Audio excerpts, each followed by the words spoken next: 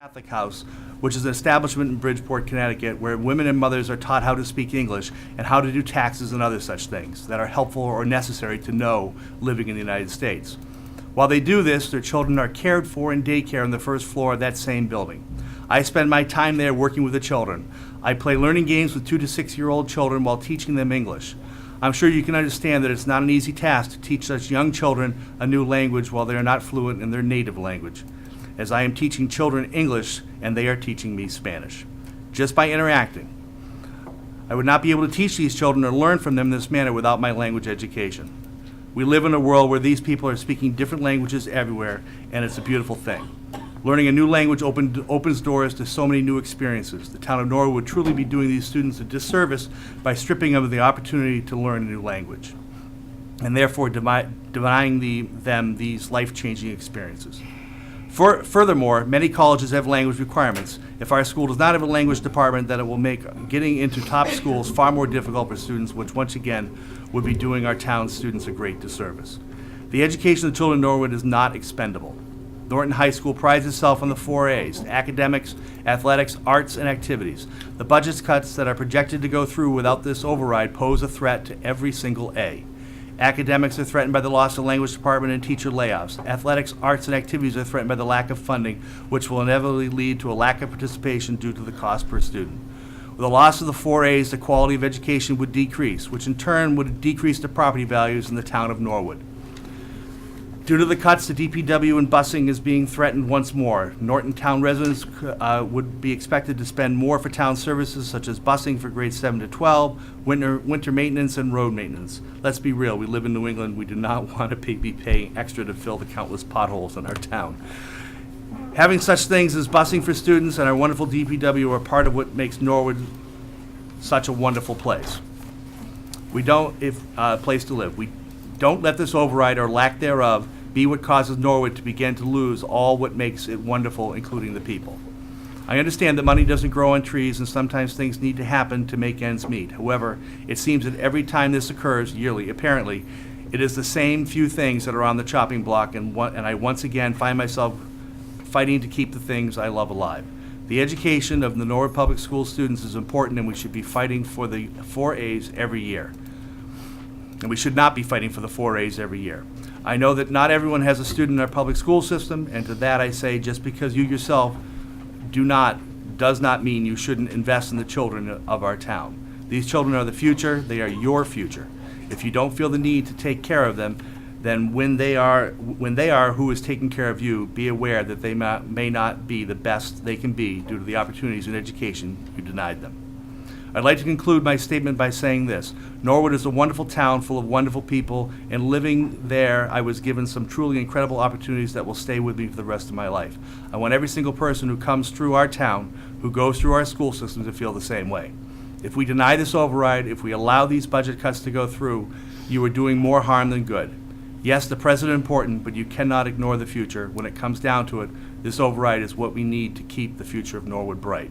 Thanks for all your consideration. Allison Campbell, Norwood High School class of 2018. Sacred Heart class of 2022. Thank you, Dr. Thompson. We do have warrants actually, before we talk about warrants, I just wanted to let everyone know that we do have a full house here tonight. We do have an overflow room across the hall in room 219, I believe, and the meeting is broadcast over there. So if anybody is interested in a seat over there, you're welcome to that. We do have warrants this evening, so I will ask the committee to sign at your convenience. We have payroll warrants in the amount of $93,311.11 and another for $1,411,922.85. We have 2 buildings and grounds warrants, one for $16,361.08 and another for $30,108.91. We have 3 accounts payable warrants, one for $205,408.27, another for $16,726.26, and another for $22,884.83, for a grand total of $1,796,723.31. So thank you, committee, for signing. The next item on our agenda is public forum. At this time, we invite members of the public to come forward to speak to us about things under the purview of the school committee. We do ask that you limit your comments to 3 minutes. My phone this is an old phone. It's on airplane mode, so it hopefully won't be interfering with the speakers at all, but it will allow me to keep track of time. We ask that you state your name and address at the beginning, and there are guidelines on the table. So I believe, Ms. Reynolds, you were the first one on the list? Yes. Thank you. So if you could just start by stating your name and address. But you can sit down, get yourself settled first. You're not timing me yet, are you? No, I'm not timing you yet. That's all, I have to look at my phone for notes. Good evening, I'm Colleen Reynolds. I live at 172 Fulton Street here in Norwood. Disclaimer number 1, we know that this is an awful process and that you don't want to make any cuts. Number 2, we're here because we know the school committee is televised with an open forum, unlike the other boards in town. And 3, we're not advocating for cuts and at any level whatsoever, but I'm here with my colleagues from the Willett, and we're going to speak to the kindergarten needs. So good evening, Dr. Thompson, Dr. Wise, and members of the school committee. We're members of the educational team at the Willett Early Childhood Center, and our motto is that the Willett is a great place to grow. First of all, we'd like to thank Dr. Thompson, Ms. Bodenhofer, Ms. Smith for your work with the Budget Balancing Committee. It's very exciting to finally have an override on the ballot here in Norwood. We're here tonight because many of us have struggled through this demoralizing process of budget cuts before. We've watched local newspapers, parent groups, social media rip the school budget apart line by line, and it always deteriorates into school programs and staff turned against one another trying to defend their value. So the Willett program is a frequent favorite target, so we'd like to sort of speak to that. Norwood Public Schools was an early adopter and leader in the Commonwealth for implementation of free full-day K, programming that many of our wealthier neighbors haven't been able to implement yet. And I'm trying to skip to important parts now. We believe, based on the 2017-18 DSE data, it shows that 134 of our 283 kindergarten students are identified as high needs. And Norwood's done a really great job of leveling the playing field and preparing our students for long-term success for the past 15 years. The Willett is the welcome mat for Norwood Public Schools, and for many of our students, it's the first time they've ever stepped inside of a school building. The science for supporting early intervention and learning differences is indisputable. So as the current budget decimation commences, we're urging you to keep this program intact. The Willett is representative of all students. Any pocket of challenges that may be present in one of our elementary schools is currently at the Willett. But we're able to evenly distribute resources among 13 classrooms and receive the support of a literacy specialist, Title I interventionist, English as second language teachers, 3 special education teachers, additionally a full-time nurse, adjustment counselors, school psychologist, speech and language therapist, occupational and physical therapists are available as needed. The Willett building was opened a long time ago, before many of the members seated here are part of the district. And one of the reasons it opened is because we didn't fit in the elementary schools. We didn't fit. So 14 half-day sessions were reduced and moved to 12 full-day classes that topped out at 18 on average. We're currently at 13 classes with approximately 21 students per class. So the impact of reducing, moving, or cutting any part of this programming will have immediate and highly negative and disruptive impacts on all of the elementary schools. Those 283 students will be dispersed among already crowded and understaffed buildings. Those 134 high-need students will have to be absorbed into the caseloads of other building specialists. The receiving buildings are going to need to make significant accommodations to create room for kindergarten classrooms. So we're advocating for our students, not just our current students, but our former students and our future students. The addition of building-based K classrooms will cause class sizes to swell throughout the elementary system. Just I know 3 minutes is quick, so if you could just finish up your thought. Sorry, and if I can figure out how to make this stop. There. The Willett is a vital part of Norwood Public Schools, no greater or less valuable than any of our colleagues in any of 5 elementaries, the Coakley, or the high school. Our students deserve all of us. And what our youngest citizens, the students of Norwood Public Schools, do not deserve is to have the burden of unnecessary and destructive cuts placed on their backs. So we hope the viewers tonight hear their reason, whether it's kindergarten or football or music or fine arts or class size at Coakley. Find your reason to get out and vote for the override. We hope people watching tonight support the operational override and continue to make Norwood Public Schools a great place to grow. Thanks. Thank you. I'm sorry, I don't know who the next person on the list is. Okay.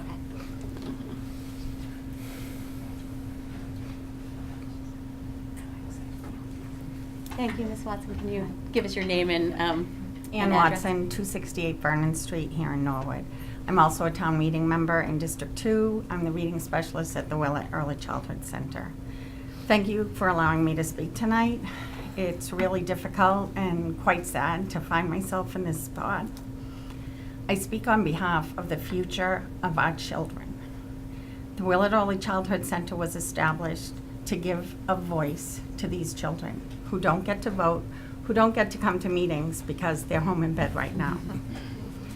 I also want you to know that we advocate for each and every student in the town of Norwood, starting when they walk through our doors until they get out of high school.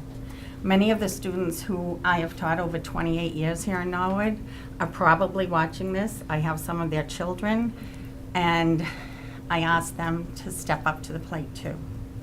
Many of the parents in Norwood know me as Mrs. Watson.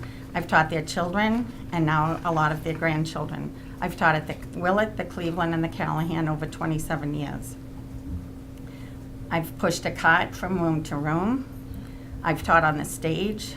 I've taught on the cafeteria tables. And last year I finally got a classroom thanks to your support. But we don't want to go backwards. We don't want to go back to overcrowded situations. We don't want to go back to situations where our students are not supported like they are at the Willett.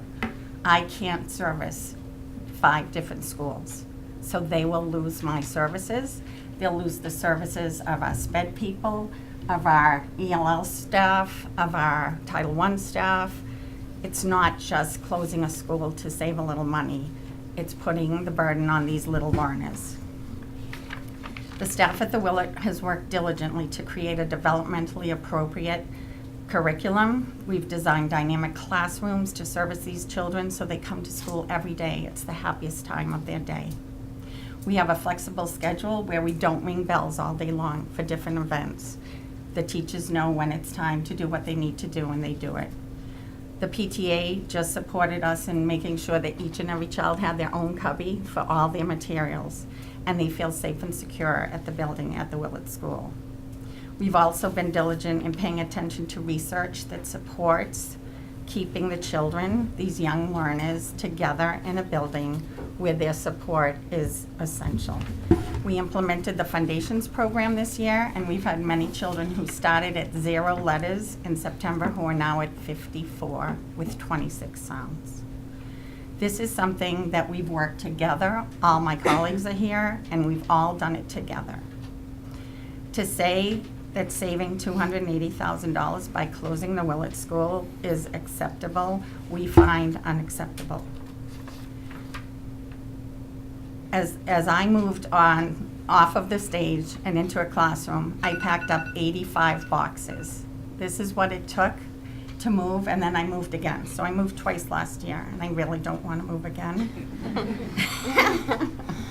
So I really believe that the cost of making this move is not justified, and putting the weight on these little tiny shoulders of 5- and 6-year-olds to bear the weight of the budget cuts is unacceptable.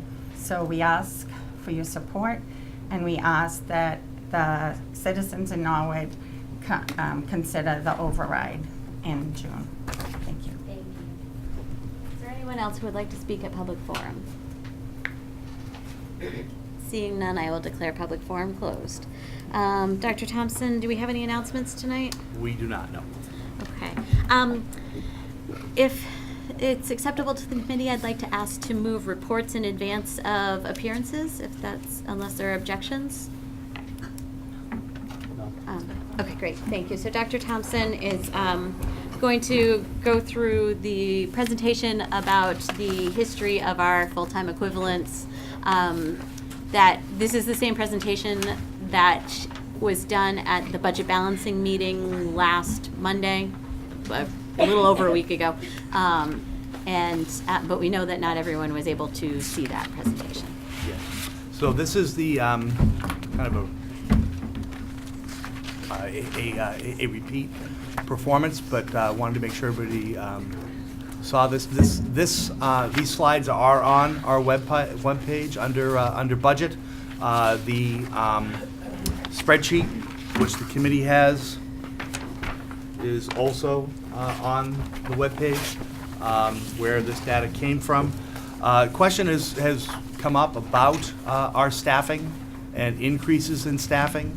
And I think I've expressed to several committee members before, this has been an arduous process because of how we report staffing at the town meeting level. We only report those that are coming out of the town allocations, the town budget, not those out of grant. So fortunately, after weeks of struggling with this, I had the brainstorm that we should go back to the state reports.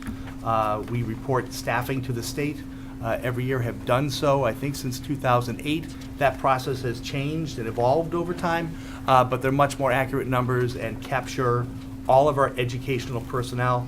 The one piece of personnel that's not in here would be like buildings and grounds. People who don't necessarily have directly service students, but it does give a good picture. The nice thing about it is that it also compares this to our student demographics as well. So this is our best detail. And we report to the state twice a year in October and at the end of the school year. We use, for this, we're using all of the end of the year reports starting in 2010.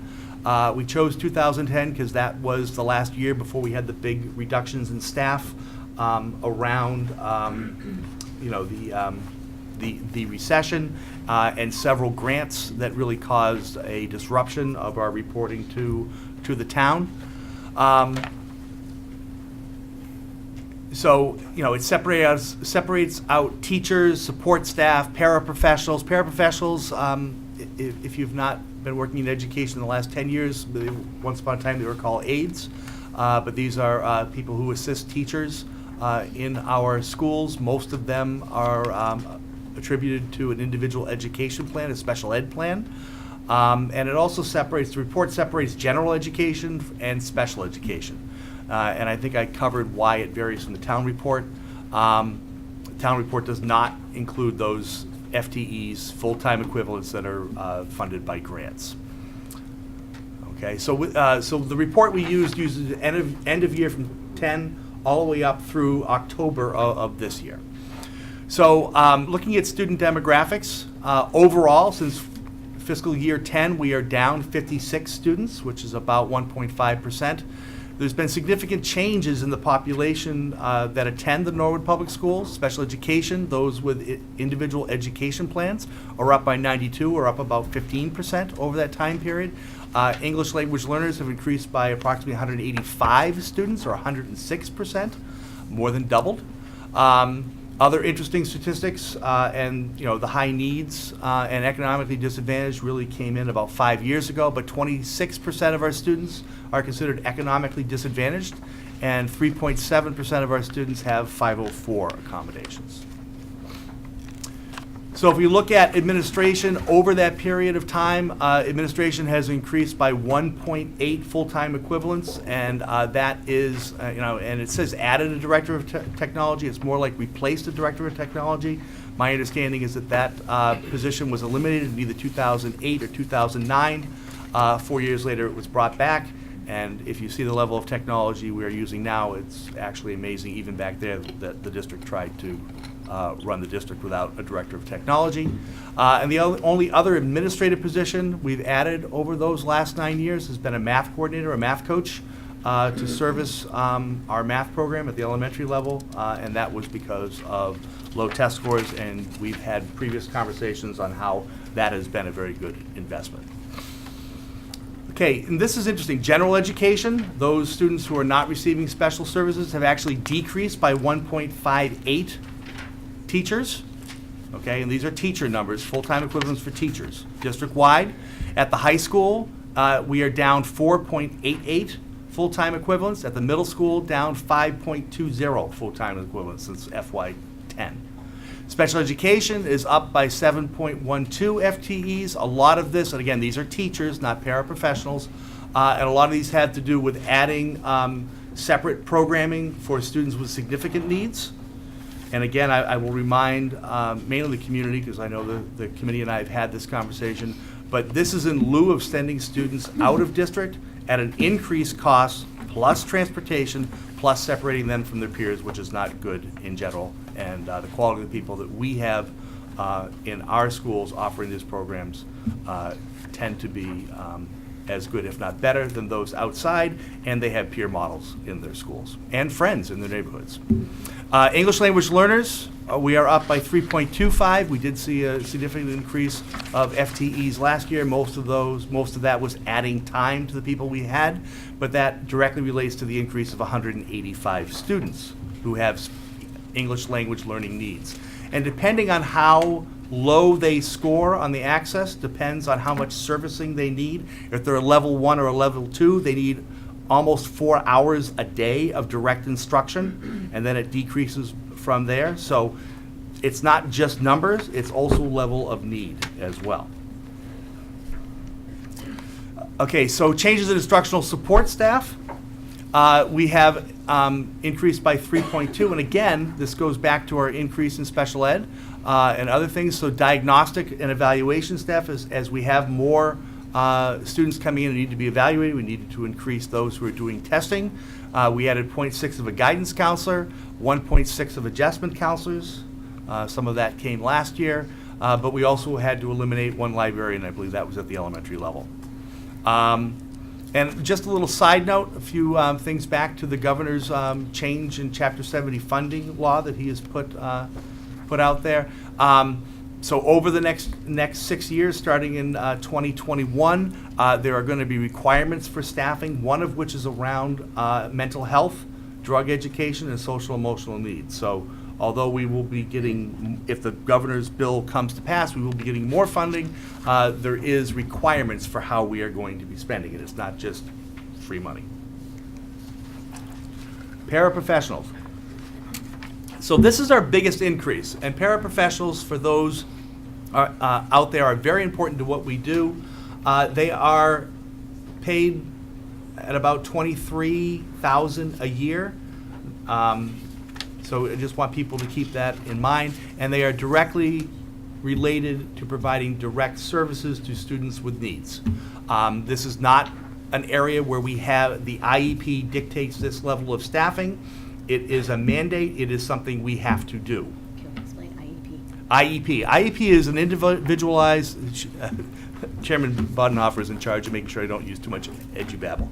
An IEP is an individual education plan. It results from a student not performing at the level they should be based on their intellectual ability, okay, which is confirmed by testing. If there is a significant difference from what they are able to do cognitively and where they are, they qualify for special education. Depending on what the needs are, whether it's a language-based need, whether it's a processing need, it depends on what kind of services they get. There is inclusion, where some of that service will happen in the classroom, formerly once upon a time called mainstream, for those who have been around too long like myself, all right? And move up to partial inclusion, where they will get outside services outside of the classroom, to fully substantially separate kids with really significant needs, everything from developmental delays like Down syndrome to significant autism, and they might be in a separate classroom.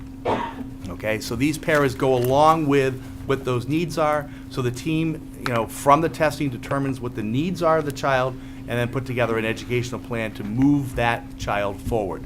Massachusetts is different than a lot of other countries in the states in the country, in that every single student needs to pass a qualifying exam, aka the MCAS, in order to get a high school diploma. Okay, so we need to move our kids forward, and often that requires specialized services. So back to the numbers, you can see over those 9 years we've increased by 4.5 at the Willett.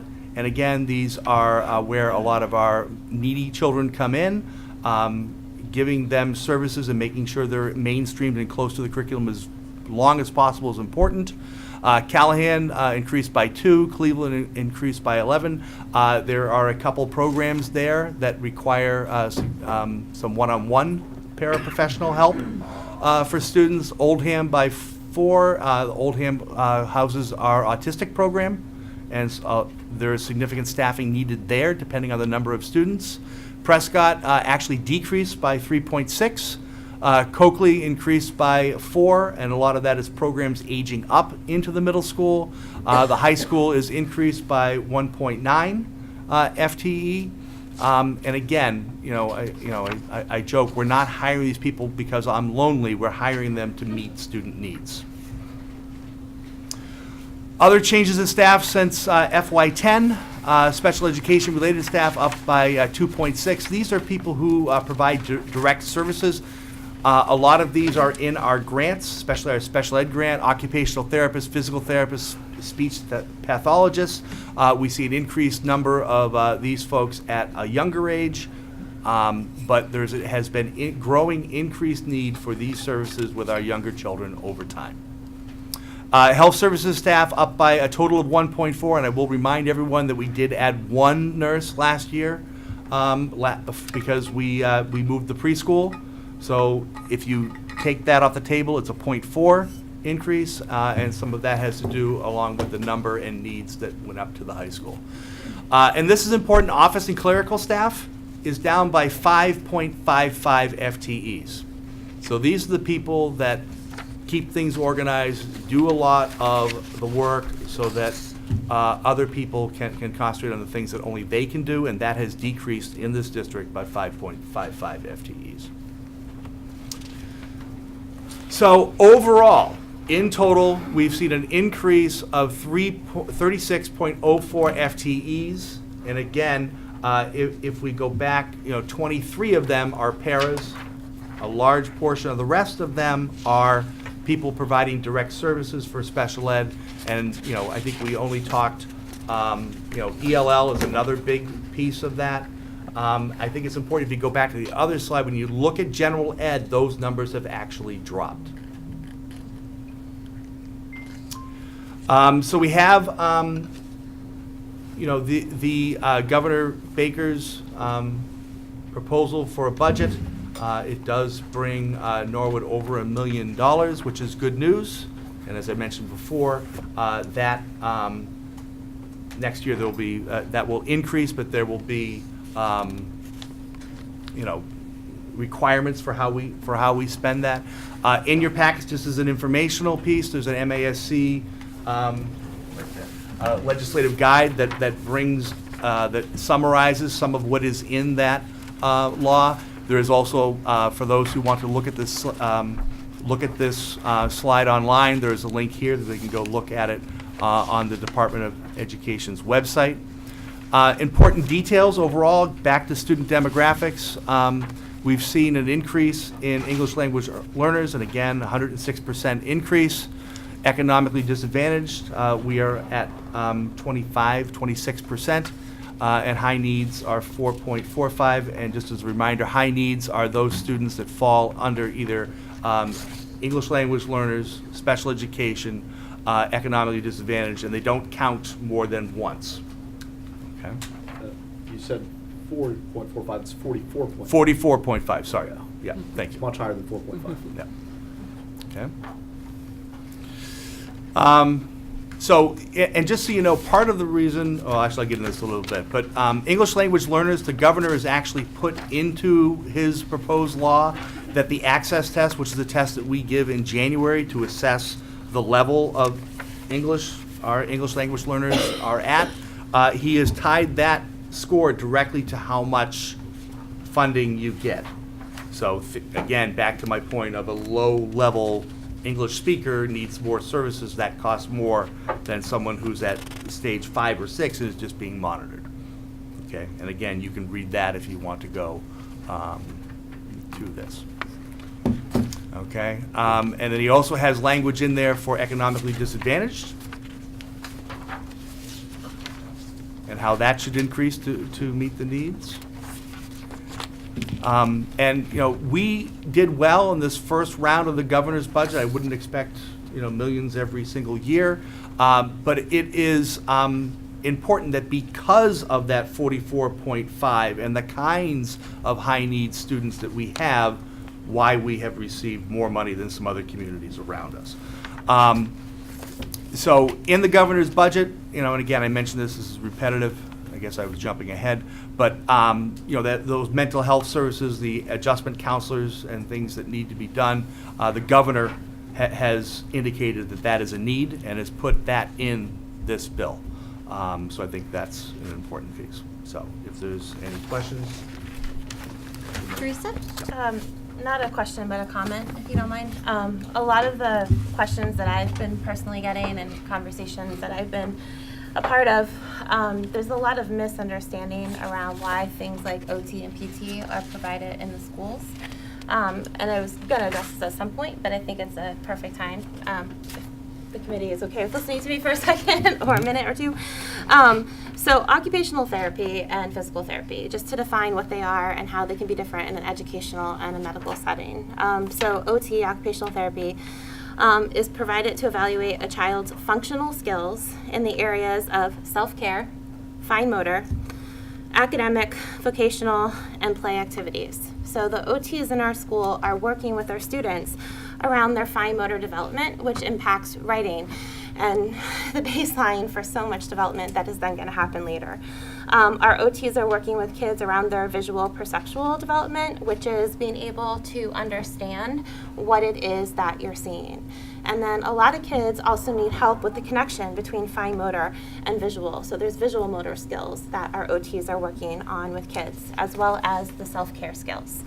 The caseloads that you gave us, Dr. Thompson, I noticed that there's a significant number of our kids across K through 5, because that's the data we have. We didn't look at the middle school or high school at this time, but K through 5, there's a significant number of kids who are getting OT. There's a slightly smaller number of kids getting physical therapy, but I know that some kids are getting both, and some are getting just one or other. So physical therapy is provided to evaluate a child's functional motor skills so they can independently move during the school day. A child who's getting PT in the school system is because they have a physical ability or disability to fully participate and access their education. This is an educational concern, not a medical concern. Also a medical concern, but why it's being treated in the classroom. So PTs work with kids around their gross motor skills, so that's moving the large muscles in your body. They're working with kids on mobility, including the ability to move safely, and I want that to be fully understood. We're talking about the safety of our students. They're also working with kids for their postural control and alignment to be able to perform the school activities. Many children need PT and OT in a school system as well as outside. A lot of the questions I've been getting are around why is this a school responsibility? Why is health insurance not paying for it? That's a topic for another day. But a lot of the families whose children are getting PT and OT in the school system, they're also getting medical-based PT and OT outside of the school system. So I just wanted to share that because in the last couple of days it's become really clear to me that people don't understand what those two services are. Mm-hmm. If I could just add to that, these young students' jobs is school. Yeah. So you're teaching them skills that they would use and continue to use in the classroom, and they're reinforced by the teachers as well, and they're getting used to and using those. And there is Medicaid reimbursement that does come back to the town for some of those services. So I think that's important to note as well. Any other comments, questions from the committee? Michelle? Yeah, I just have a question about the changes in administration. It says it's increased by 1.8, but I believe at the middle school, we ran a vice principal and a principal. We now have 2 vice principals. We used to have deans. We don't have deans anymore, so there was an increase there in a vice principal. I think if you go back to 2010, when you count the housemasters, it actually, I think, might have been somewhat more. So I think there were 3, and then they cut them down to 2, if Right. I remember correctly, but then they got eliminated and a full-time vice principal was added. So I just want to make sure we're accurate, that's all. Right. Well, I think we had 3 housemasters before at .6, which would have been 2.4. So when you if you go from 2000 early on from 2.4 down to 2, it actually dropped. It probably went down and then back up a little bit, but. I just wanted to be Yep. clear on that, that's all. Yep. Thank you. Yeah, and again, this is, this is on the website, so if people want to look year to year, and we kind of just looked at, the beginning and the end, for the most part. And there were differences and fluctuations. Yes. And any other questions? Thank you, Dr. Thompson. My big takeaway from this is, as we're talking about Chapter 70, which, to be clear, make sure everyone's on the same page, that is the primary mechanism by which the state supports local education. And there's a formula that is used to calculate what each district gets, and our money for next year is based on our enrollment for this past October 1. So where there were some small differences between what Chapter 70 was saying about, how many economically disadvantaged kids we had and what we were saying in that end of year report, that has to do with some of the slight differences in when we take that snapshot in time. But I think what's really interesting is that the Chapter 70 formula is acknowledging the fact that it takes more money to educate a population that has more English language learners, that has more economically disadvantaged students. It's also true that there's special education obviously has expenses associated with it. All education has expenses associated with it, but the Chapter 70 doesn't actually include our true special education numbers. The state just makes an estimate based on the number of students you have, and it assumes everybody has the same percentage. So what's really impacting those Chapter 70 numbers are the number of economically disadvantaged students and the number of English language learners. Those are measurable things that the state is recognizing increases the cost of education. And so when you look at this 10-year period and people say your enrollment has been relatively flat, why are your expenses going up? I think it's exactly because of this, and that it's not just something that we've been hearing to convince people to hire more support staff or to hire more specialists. It's something that is happening statewide and is something that the state is acknowledging. Yeah. The old formula is, and we've talked about this before, is grossly out of date, and this is the first. It's a 6-year window to try to get it on track. So, good news. Not all the news we need, but good news. All right, are there any other questions on this report? So I had asked to move the report ahead because Dr. Galligan had planned to join us for He is- appearances. But he is here. Oh, he's here. here. Okay. Just hiding He in had the a minor corner. family emergency, Right. and we were trying to give him time to get here. But now we'll let him in the door. So Dr. Galligan and Dr. Frazek are here to join us. And Dr. Thompson, would you like to introduce them and let everybody know what they're here to talk about? Yes, so Dr. Galligan and Dr. Frazek are here to talk about roles, administrative roles and responsibilities, those of assistant principals, deans, department chairs, et cetera, and all the different tasks that are now required. There have been a lot of changes, especially around the evaluation system, which kicked off officially in 2012, and the amount of work with that. So I will turn over with them, and then I will finish. I've actually done a DART report comparing our administrative levels to other Abrams groups as well, so I'll share that at the end, but I'll turn it over to. So just for the people maybe watching at home, Dr. Galligan is the principal of Norwood High School, and Dr. Frazek is the principal of the Copley Middle School.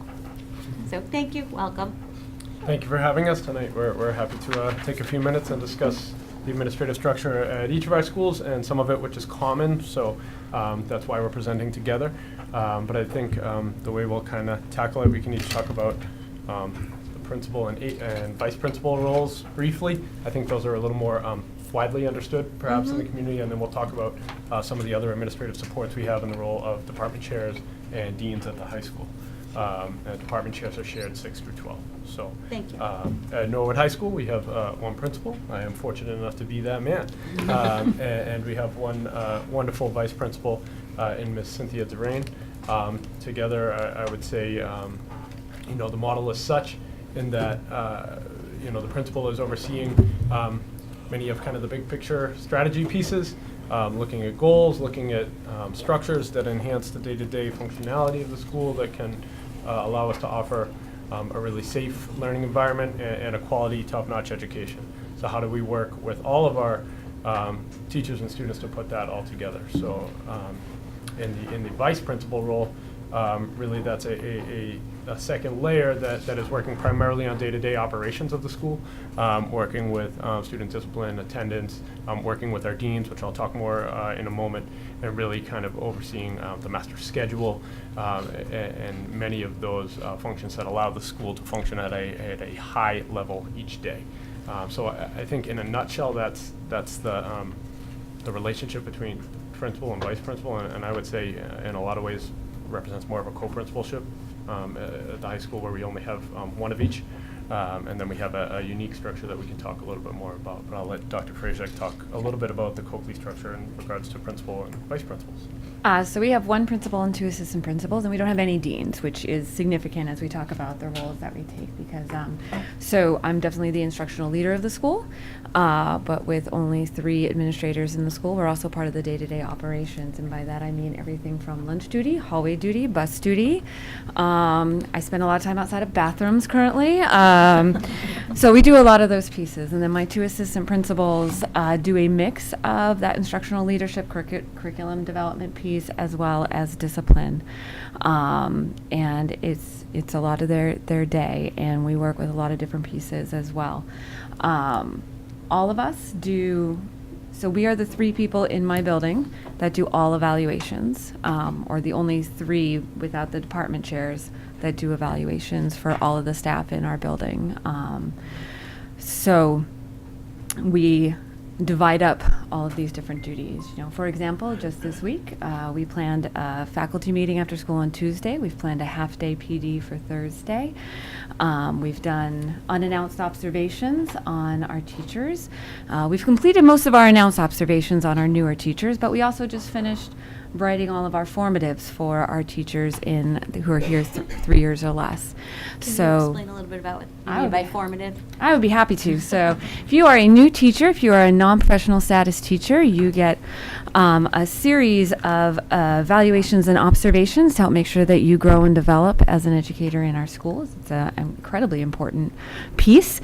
So if you are in your first 3 years, you receive 1 announced observation, which is a full observation where we come and stay for your entire class, and then 3 what we call unannounced observations, which are about 15 minutes apiece, where we come in, kind of see what's happening at 3 different times.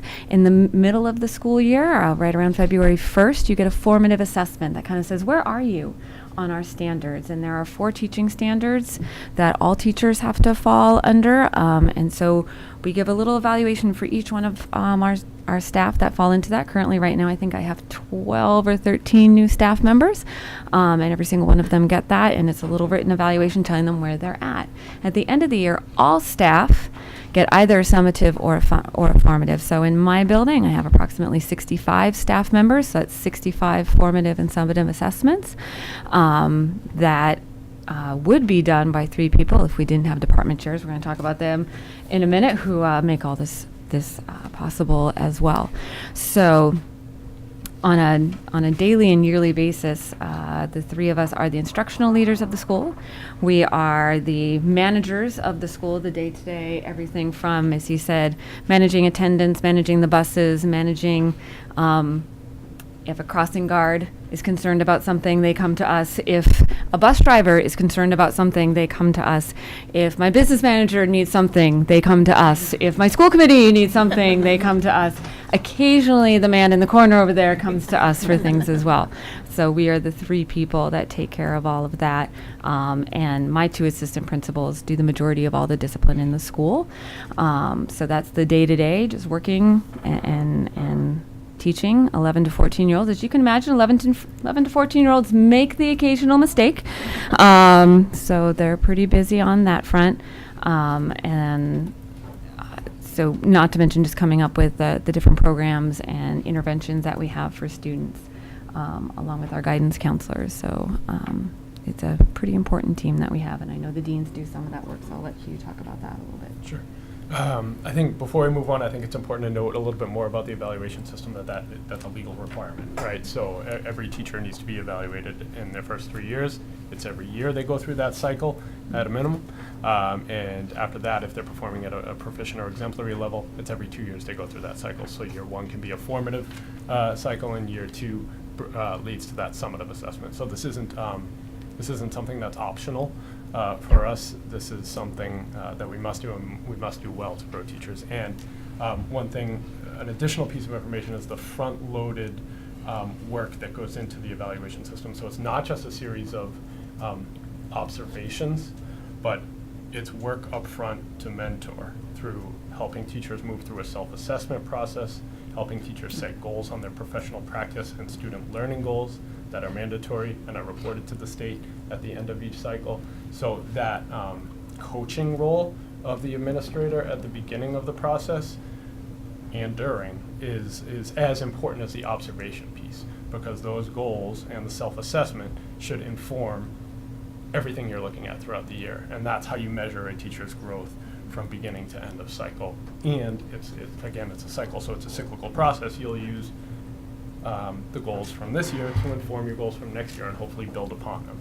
They should be aligned with the school improvement plan. They should be aligned with the district strategic goals. So it's helping teachers make informed choices about their goals, sometimes drafting them and reworking them and coaching them through that process. And that's really the first 8 weeks of school is looking at that piece. So I think And not to interrupt, but that is a huge piece where the department chairs come into play. And I can't emphasize that enough with the amount of time when you're talking about every single teacher doing a self-assessment, every single teacher setting goals, either 1 year or over a 2-year cycle. They develop their own professional development. So I know I've kind of segued past and we'll get back to deans, but I think just because we're talking about the evaluation cycle really does involve the department chairs. And I can't even imagine trying to meet the bare minimum mandates without my department chairs. As Hugh said, there are state requirements, but the state requirements are minimal. And what good leadership is far above minimal. My teachers will tell you that we're in their classrooms all the time, and that we're there to support and to help them develop and help them grow. Because one really important aspect of the new evaluation system is to move away from a combination of dog and pony show and gotcha moment to real actual development and growth, where you're having constant communication with teachers, where you're providing feedback, where you're listening to what teachers need to work on and providing them with that professional development, both within the school and the professional development that we do here and the conferences that we send them out to. And I can't emphasize enough how invaluable the department chairs are for that, because they can come in and they're able to come in and see their teachers. They take 60 at my school, 80 at your school. A lot of people, and divide them into much smaller groups that get much more care, much more support, much more development. So we have excellent teachers in our school. Like I said, I just had professional development on Tuesday, and the superintendent was there and can verify I had 65 incredibly involved staff doing some really incredible work, and that is due in part to some amazing department chairs that support them in that. And without them there, we would make the minimums because we would have to, but it would be an in and out and a right and an in and out and a right and in and out and a right, and those follow-up conversations and that constant feedback and that talking about teaching and learning that makes teachers better, from my first year teacher to my 27-year veteran. I'm sure I've got some in my school too. That's the work that really that makes teachers better, and it's not possible without them. A little bit more about, I think, the role of the department chair, since it is a 6 through 12 role, really works on that continuity and the vertical alignment in different content areas, allowing for curriculum oversight that is specialized in a content area rather than having several content areas clustered together. Given the revised accountability standards that DESE is requiring of us, this is a really crucial time for leadership in specific content areas. Moving into the next generation MCAS, specifically at the high school level, these things are changing, and there's going to need to be a high level of content expertise, especially in science, math, and English. And talk again about bringing in a social studies. And social studies is coming right behind. Yeah, revised new standards in science and in civics and social studies that require really specific content knowledge to be able to do that. To be able to provide professional development that helps teachers learn about those things and grow towards those things, to help common instructional practices, common assessments, so teachers aren't just doing what they think is right, but they know it's right. you know, so that it really provides that stabilization and leadership, as well as mentorship and growth. I think it allows for a high level of collaboration between departments, but among members within a department too. That without that wouldn't be afforded with simply just principals and assistant principals. No, and it's transition. So having 6 to 12 department chairs is huge. And sometimes we're like, oh, it'd be really nice to just have middle and high school ones. But the fact that we have 6 to 12 means that they talk. And that means that my 6 through 8 teachers talk to those 9 through 12 teachers, and they are talking consistently and spiraling that curriculum up and really connecting so that the high school teachers know where the kids are when they're leaving us and when they're heading to the high school. And they know kind of where are some areas that they're going to have to work a little bit harder on, and where are some areas that, oh, no, we know they got this because I know I know so-and-so down here, which is huge. And definitely a key portion of what the department chairs do is doing that work and doing that curriculum work. I was a math teacher, and so I come into a math classroom and I can tell you a million things. I walk into an English class and I do okay and I hold my own. I walk into a Spanish class and I'm like, whew, well, they're speaking a lot of Spanish in here. That seems like a good thing. So they add, on top of knowing pedagogy, on top of knowing, what looks good in the classroom, on top of all of that work, they add this really solid layer of content, which is unbelievable. And they still teach. They're Oh my not God, yes. full-time administrators. I think that's important to note. They have a They do reduced teach, teaching load, yeah. but they teach. So it's not a purely administrative role. And the value added by having that role is immeasurable, especially as things continue to evolve and change and expectations grow. Just to clarify, so our department chairs do have administrative licenses, right? All of our department chairs are required to have administrative licenses in To order to evaluate. evaluate. You If cannot it's not, evaluate if you right. do not have one. Okay. Thank you. If appropriate, I'll transition and talk a little bit about the structure that we have at the high school in regards to the dean structure as well, which is a really valuable piece. I think Norwood High School was ahead of its time in providing what is now known as wraparound services. Before wraparound services was a term. So deans, you want to call kind of jack of all trades. This is exactly what it is. Deans, similar to department chairs, have a teaching load. They teach 0.4 at a time. So at the high school, that means they teach 2 courses a day. Teachers who teach, a traditional teacher would teach 5 and have prep time. Deans don't have prep time. So the rest of the time they're working on really important things that make the school go. So I'll talk about a few of those things. But I think it's important to note before I do that it's really hard to measure prevention. You can't measure something that didn't happen. And you can't measure safety unless something unsafe happens. And this is how I would like to explain the dean model with that kind of as a framework, because what they are doing on a daily basis is keeping our school safe and acting in a prevention mode, which is really key for a successful, safe school. They're building relationships with students, so the dean structure, we have 1 per grade. They loop with those grades, so you will 250 kids will have the same dean for 4 years. Allows them to really establish a close relationship with an adult. Many kids come throughout that time, grow very, very close to their dean, and will often come back, and that's the first person they want to see.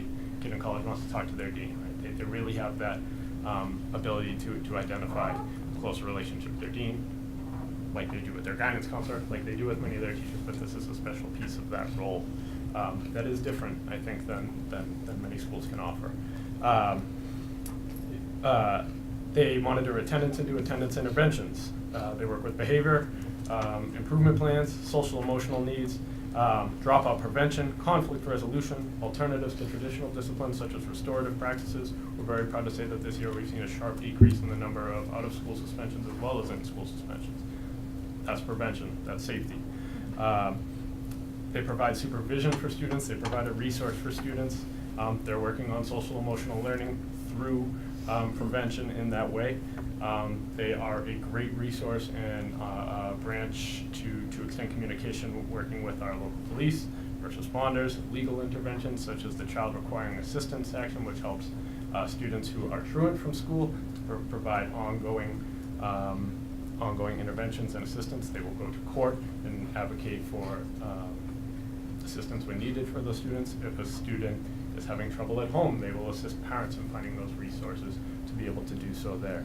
The Acts of 2012, as you may know, substantially revised the disciplinary procedures that are necessary to legally go through a disciplinary process for serious offenses.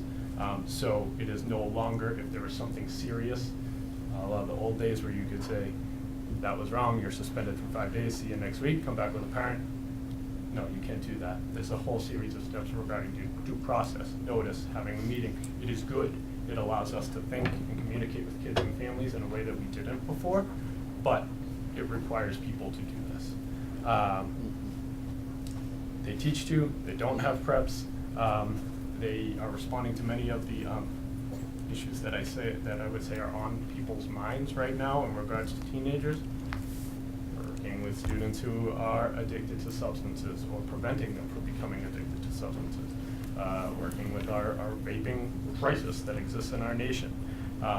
School safety and working with threat assessment and identifying kids who may be in need of mental health supports or legal supports or what have you, and being able to keep those lines of communication open with parents, with teachers, and with students, and really being able to provide, as I said before, those wraparound services. So we're very, very proud of that. I would sum it up, I think, by saying that accountability, the new accountability standards by which schools are measured take into account achievement, growth, attendance, graduation rate, high-level coursework, and English proficiency level for ELs. Without this administrative structure, every single one of those areas would suffer. Some of them you would notice tomorrow if that was different, and some of them you would notice slowly over the course of a couple of years. But every single one would suffer. So we have different, slightly different administrative models, but they work for each of our schools. And I think it's important for the community and the school community and the community at large to understand functions of that. And I think as a parent, when you send your kid to school, you want two things. You want your kid to be safe, you want your kid to have a quality education. And this administrative structure allows for both of those things. Otherwise, it would be jeopardized.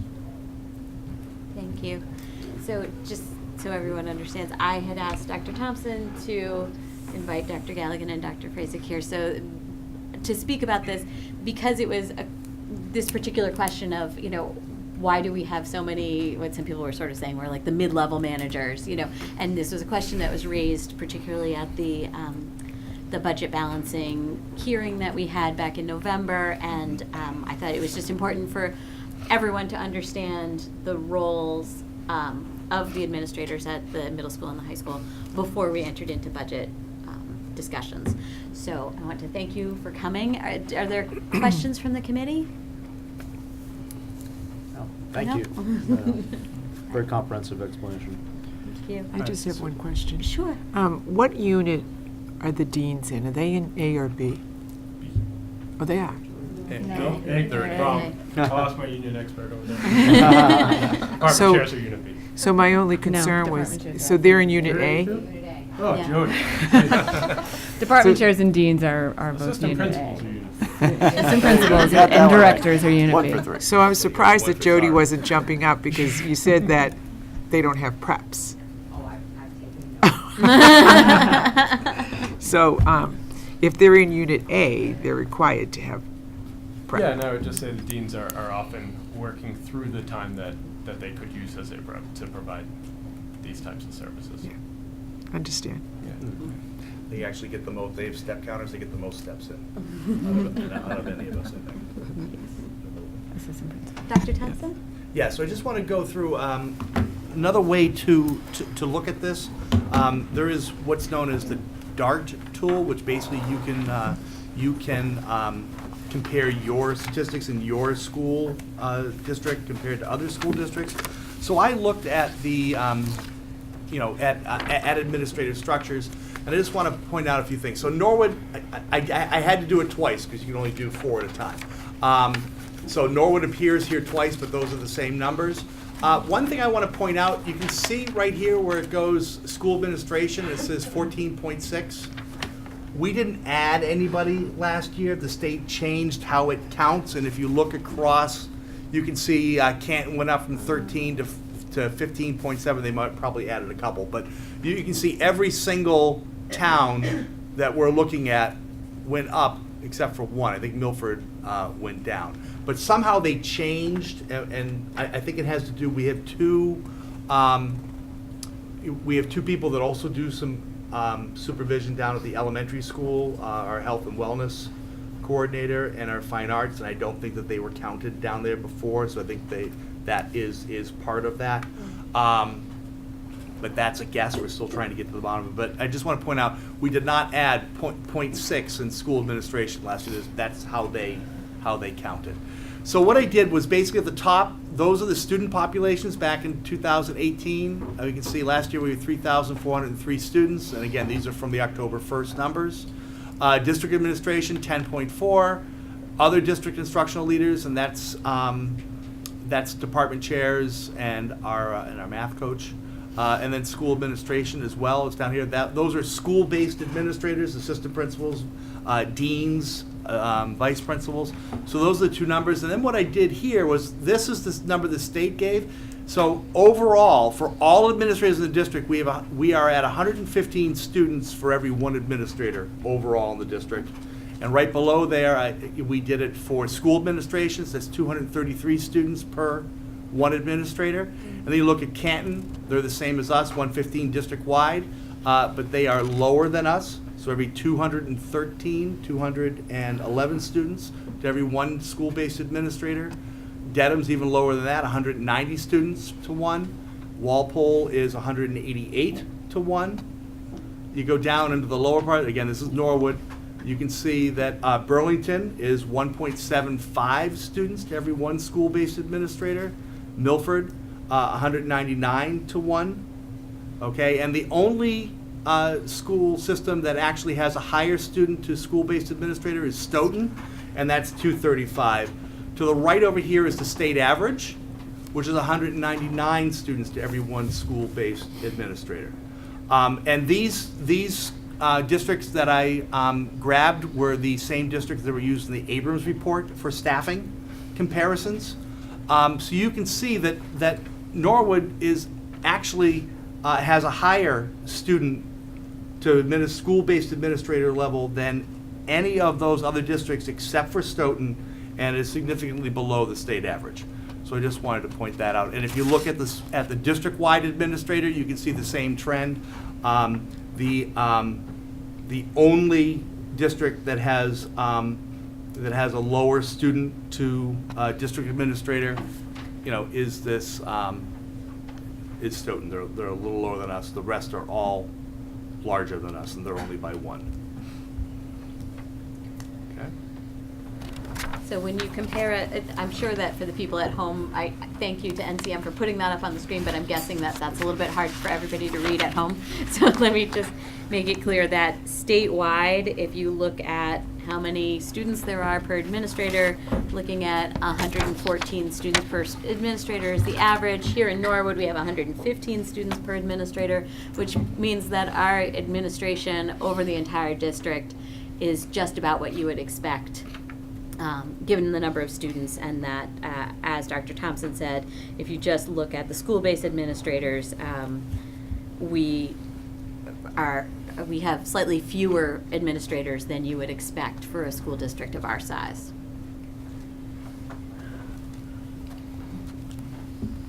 All right, any questions from the committee?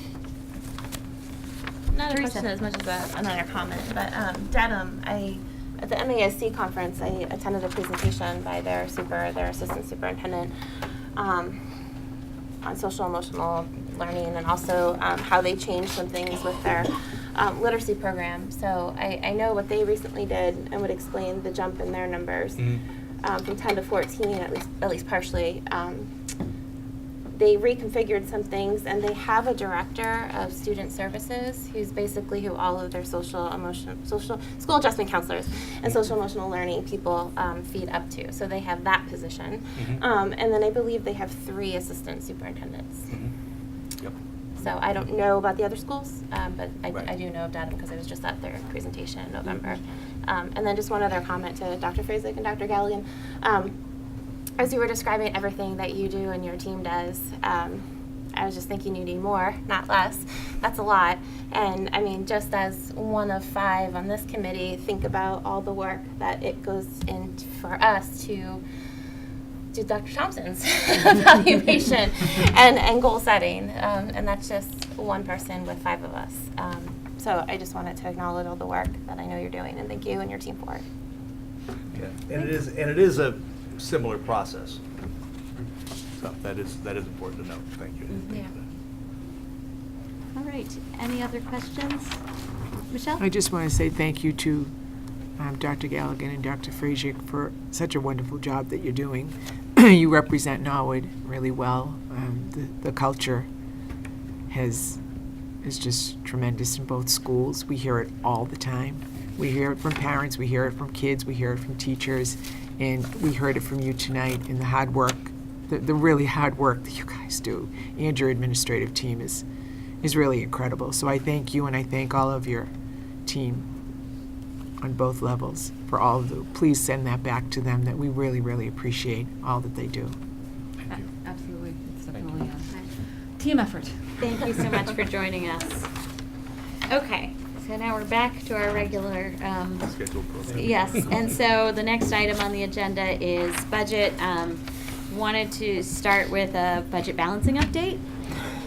And so I'm going to review a little bit. I know many people in this room already know this, but just to make sure we're all on the same page again.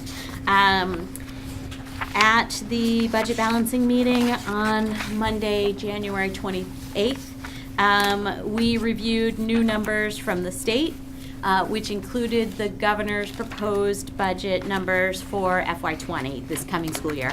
So we were looking at what the document that is known as the cherry sheet, and that starts with a column that has what we received in state aid and what we paid out in state charges last year. And then there's a column for the governor's proposal. Then there's a currently blank column for the House proposal. There's a currently blank column for the Senate proposal. And then there'll be another column for the, what do they call it? Like once the compromise bill or whatever, the final decision. And that will tell us what the final state aid is. Typically, historically, what happens is the governor's numbers are the lowest, and that sets kind of the floor of what communities can expect. The House will come out with its numbers in April. The Senate will come out with its numbers shortly before Memorial Day in May.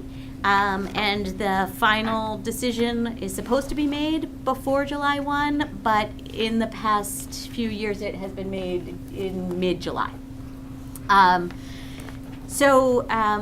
As we alluded to, we had made in the first pass of the budget balancing exercise, we had made assumptions about what our state aid would be. We had expected it to be around $12 million as a combination of the Chapter 70 education funding and the unrestricted general government funding, and then all the other things that we get from the state, less the charges that we have to pay back to the state. So we expected a number around $12 million. And we were pleasantly surprised that the governor's cherry sheet showed that we were going to get roughly $1.1 million more than what we expected in Chapter 70 funding. That was great news, but it also made me personally a little nervous to wonder whether or not we can really trust the governor's numbers on this cherry sheet. Because he was proposing some slight adjustments to the formula, I was nervous about, does this mean that those numbers are really still the floor and it's only going to go up from there? Or are we in danger of it changing significantly when the House comes out with their numbers? So prior to the budget balancing meeting, I put a call in to Representative John Rogers' office, and I spoke with Bill Buckley there. He spent quite a bit of time on the phone with me, and he, for those of you who don't know, in addition to serving on John Rogers' staff, is also a member of the Walpole School Committee, so he's very familiar with the situation that we find ourselves in. And so he, you know, can't make any promises. It's not his decision. But he did say that historically, numbers only go up from there. They don't go down, that it would create huge problems for many districts if the numbers started to go down in April. So he gave me a fair amount of confidence. He also stressed the fact that Representative Rogers' number one legislative priority is school funding, both in terms of Chapter 70 and in terms of the circuit breaker, which also impacts us.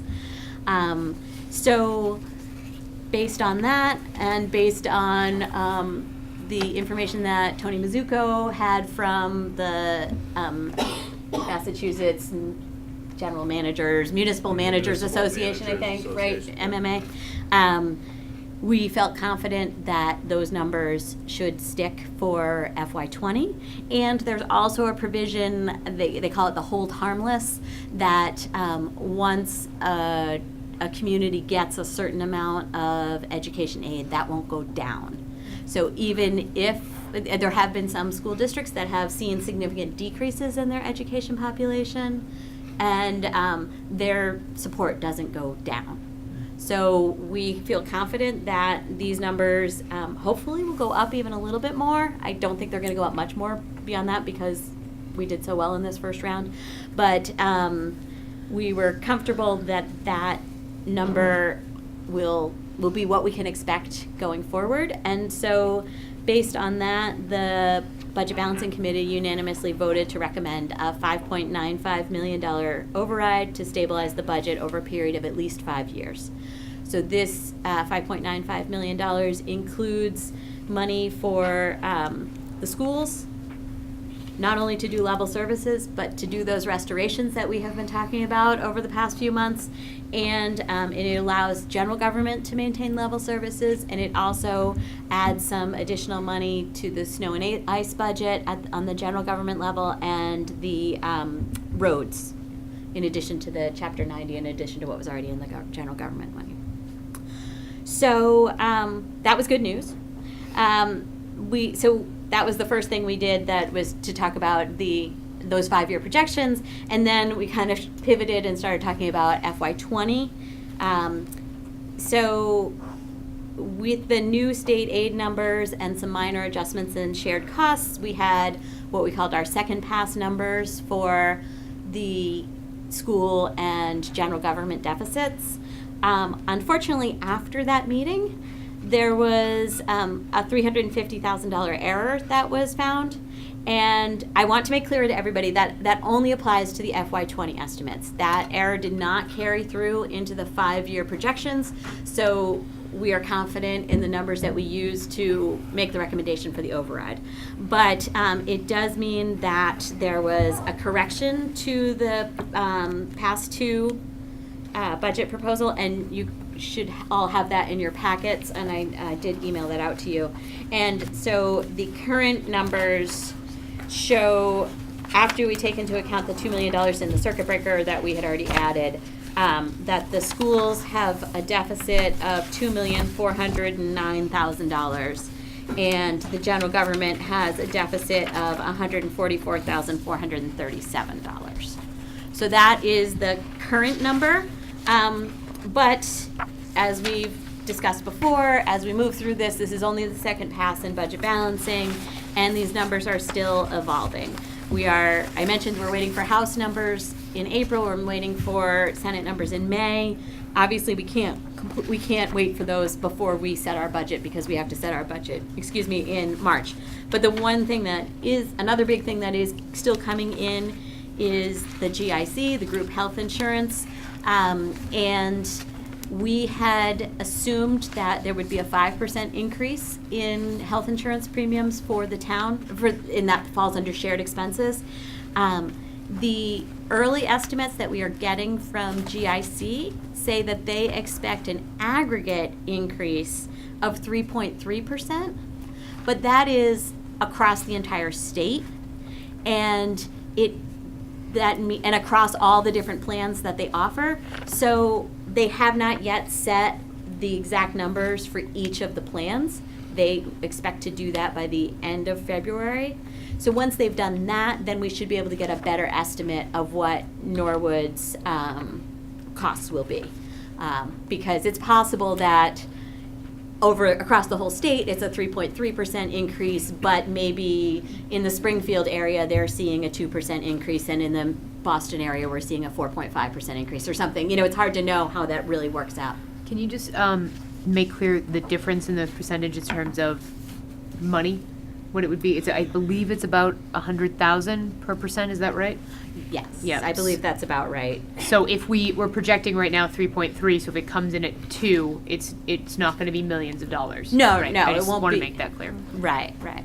And, you know, we don't know that number yet, but it will come in, and that may make an adjustment of, in the school budget of something in the neighborhood of $100,000 if we're lucky. It's not $1 million. There's no way that will happen unless somehow magically health insurance premiums go down by 25%, but that's not going to happen. So anyway, that is where we are at with budget. And then, of course, the other budget balancing related news, and I imagine most of you know this, is that last night the selectmen voted unanimously to put a $5.95 million operational override on the ballot for Monday, June 3rd, 2019. That is the day after high school graduation. So, and I want to be clear to everyone that we have been talking about budget cuts. All of these budget cuts are assuming that that override fails. If the override passes, we will in fact be adding services.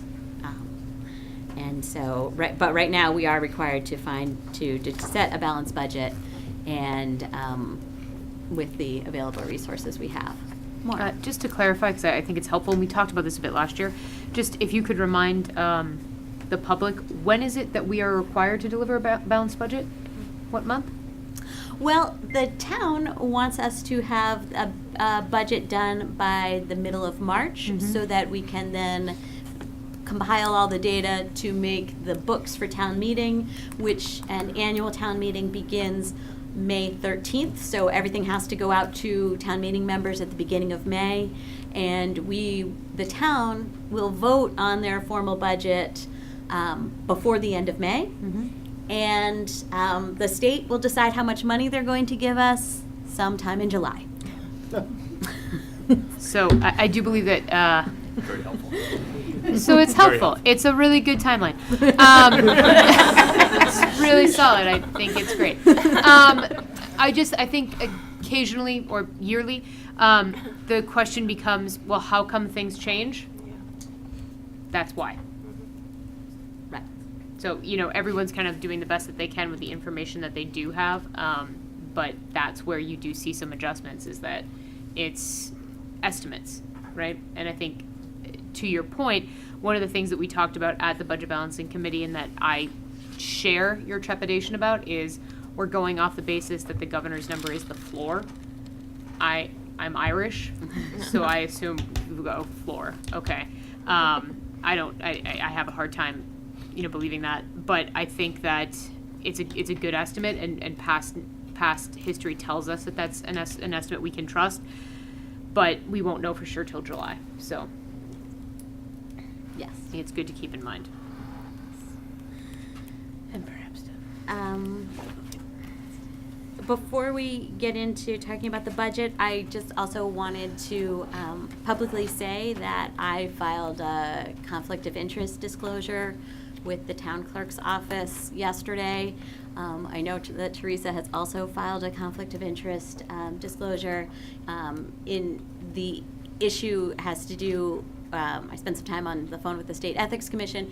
It has to do with the fact that we may be making decisions about fees or other costs, and I currently have 2 students in the district, although one will be graduating, so I have my son is a high school athlete, and so votes that we take may adversely impact my own personal finances, but because they don't just impact me, because they impact a significant percentage of the student population, then as long as I have disclosed that, then the State Ethics Commission tells me that I can participate in the discussion. Teresa, did you want to speak to your conflict? Yeah, so I also submitted my form today, so shared that I have 2 children in the school district, son in 2nd grade at Cleveland, daughter in 6th grade at Coakley. Most immediately, any discussion on fees will impact our family in regards to my daughter, who is very involved in fine arts and after-school activities. But my son, I mean, these decisions we make, who knows how long they're going to last if there is no override. So I also just covered my son.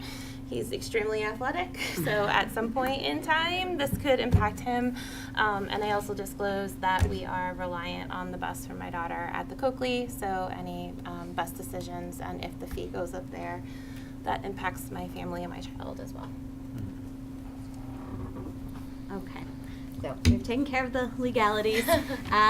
Dr. Thompson, would you like to speak about the budget needs for FY20? Yes, we'll talk first about, well, one's a point of interest for this year, because of ELL caseload, out of the Title III federal grant, not out of the budget. We are going to advertise for 2.4 English language learner paras, 0.4 specifically because they need to be in 2 places kind of at the same time. And those will be paid out of federal funds, a grant that we have from the federal government, not out of allocation. The other piece is that we are going to need to add a PACS classroom. PACS is our autistic classroom. At the high school, we have students who are aging up. We did look at possibly trying to, which is not good, but the age span will be too diverse, will be more than 4 years, so we cannot keep students at the middle school. We need to, and we're going to need to do it eventually, but we need to add a teacher for that program at the high school for FY20, not for this year, for FY20. So I just want to clarify on the English language learner paraprofessionals. I think it gets tricky when we start talking about 2.4. Yep. It's not like 2.4, which is, between 2 and 3. We're talking about 2 separate people who would each be working a 0.4 schedule. So they would not, that keeps them under the threshold that they would receive benefits. So it doesn't impact the shared cost budget. Correct. And as Dr. Thompson said, those will be paid for out of the Title III money that we get from the federal government. Right. But we do need to add A teacher, just one teacher.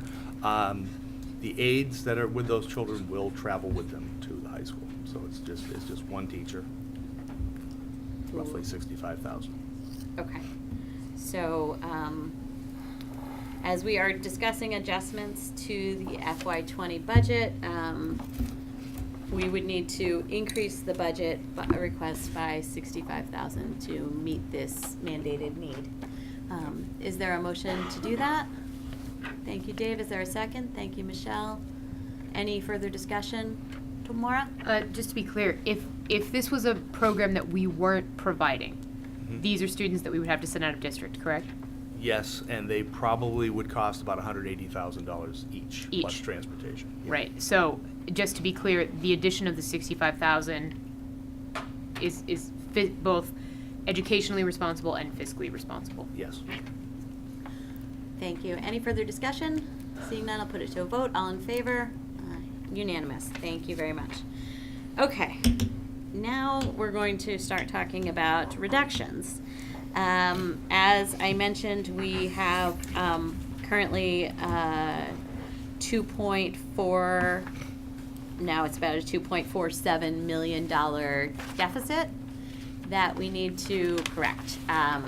There's some money that still may change, but not millions of dollars. So we need to look at some serious cuts. Dr. Thompson and Maura and I discussed this in the budget subcommittee meeting on Monday, and we would like to kind of organize our discussion this evening, talk about, let's see, extracurriculars, then discuss the school closing options that we have discussed, and then discuss the personnel reductions. So, Dr. Thompson, do you want to Sure. discuss? Yes, well, let's get started with the part I've been losing sleep over. So, just a little background. This process and budget is the event we do not have an override pass. This has been a difficult process as we're looking at programs, facilities, and staff. If you remember back on November 29th, I talked about if we do not pass an override, we are talking about deconstructing our system. This is exactly what we're talking about. The administrative team has spent the last 3.5 weeks researching multiple possibilities, multiple solutions to this fiscal reality. The difference this year is that, well, first of all, it's a huge structural deficit. Okay, we've already thrown all of our chips in, $1 million with circuit breaker, which puts us in a precarious situation. Revenue is up, but we're still $2.4 million short. We have had years and years of cutting small pieces, support this, supply that, not adding curriculum, not doing this. There's not stuff in the budget to cut to $2.4 million. So that is the fiscal reality, combined with the fact that the town is telling us there is no free cash. The past several years, free cash has come riding in at the end, paying for special ed and other things. That is not there. It's not a fiscal practice that I'm familiar with being used in towns. It really is kind of kicking the can down the road. The road has ended. So this process and these results that I'm presenting, I need to say they're counter to our beliefs as educators. We have a committed role to improve education, to do what's best for our students. It's something anyone in this room believes in. There's nobody sitting in this room right now, including the committee, that wants to be having this conversation.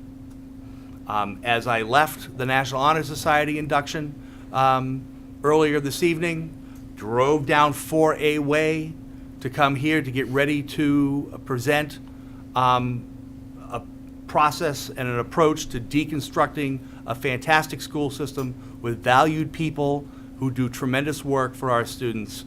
You can understand just how difficult this is, and I've dragged the administrative team with me in this process. It doesn't serve our students. We were asked back in June to develop a level service budget, which does not include any additions over basic, cost of living, COLA, 2.5% type increases. So the substandard inadequate budget we have now is the budget that we are looking at to try to fit into a structural deficit that started out, the projection was 3.5 million, the first pass was 4.1 million. These cuts do not end. Next year, we're talking about, if an override does not pass, another $650,000 worth of cuts. And then the year after that is another $600,000 worth of cuts. There is no one-time fix or magic crystal ball that is going to fix this problem. And people who are not understanding that have not been paying attention. So the approach. We're using a different approach this year. We're looking at the big items first, then medium, then smaller, because the gap is too big. We are not going to close $2.4 million by looking at papers and pens. It is not financially possible for that to happen. So we are going to attempt to have the hard conversations first. Those conversations will allow the administrative team to drill down further, find some other related cuts that fit in around it, and then hopefully get some relief, maybe through health insurance or other possibilities, and then we look at, quote unquote, the sand. So it's that filling, trying to fit everything into a glass jar. You put the big things in first, the small things, and then the sand, then the water. Otherwise, it won't fit. If you start with the water and the sand, you won't be able to fit the big things in. So by doing it, this is not the entire piece, simply because we need to still have some flexibility looking at those other things that are out there, to meet that bottom line. And as the chair mentioned, we have a state mandated responsibility to come to town meeting with a balanced budget. And this year, a balanced budget means decreasing services to the Norwood Public Schools. So with that being said, so we went through, we grabbed every possibility, every suggestion we could possibly imagine, put it in, examined, discussed. We spent 3.5 weeks on this. I am reluctant to use the word recommendation because, again, it's counter to what we believe in. But these are what we are suggesting. Again, we're looking at a $2.4 million deficit. I had asked the administrative team to help advise the process. I wanted to come in under that. Eventually, we'll have to get up to maybe 2.2 with any luck. So I'll kind of go through them. So 5 elementary teachers. So let me just go back. So because we're looking at a structural deficit that is not a one-year fix, this needs to be fair, not picking on one segment of the school system, needs to be sustainable. In other words, we need to be able to operate as best as possible and be able to get into the next year should we have to make another $650,000 worth of cuts with nothing left to cut. And it needs to be doable. We are talking about a short time frame.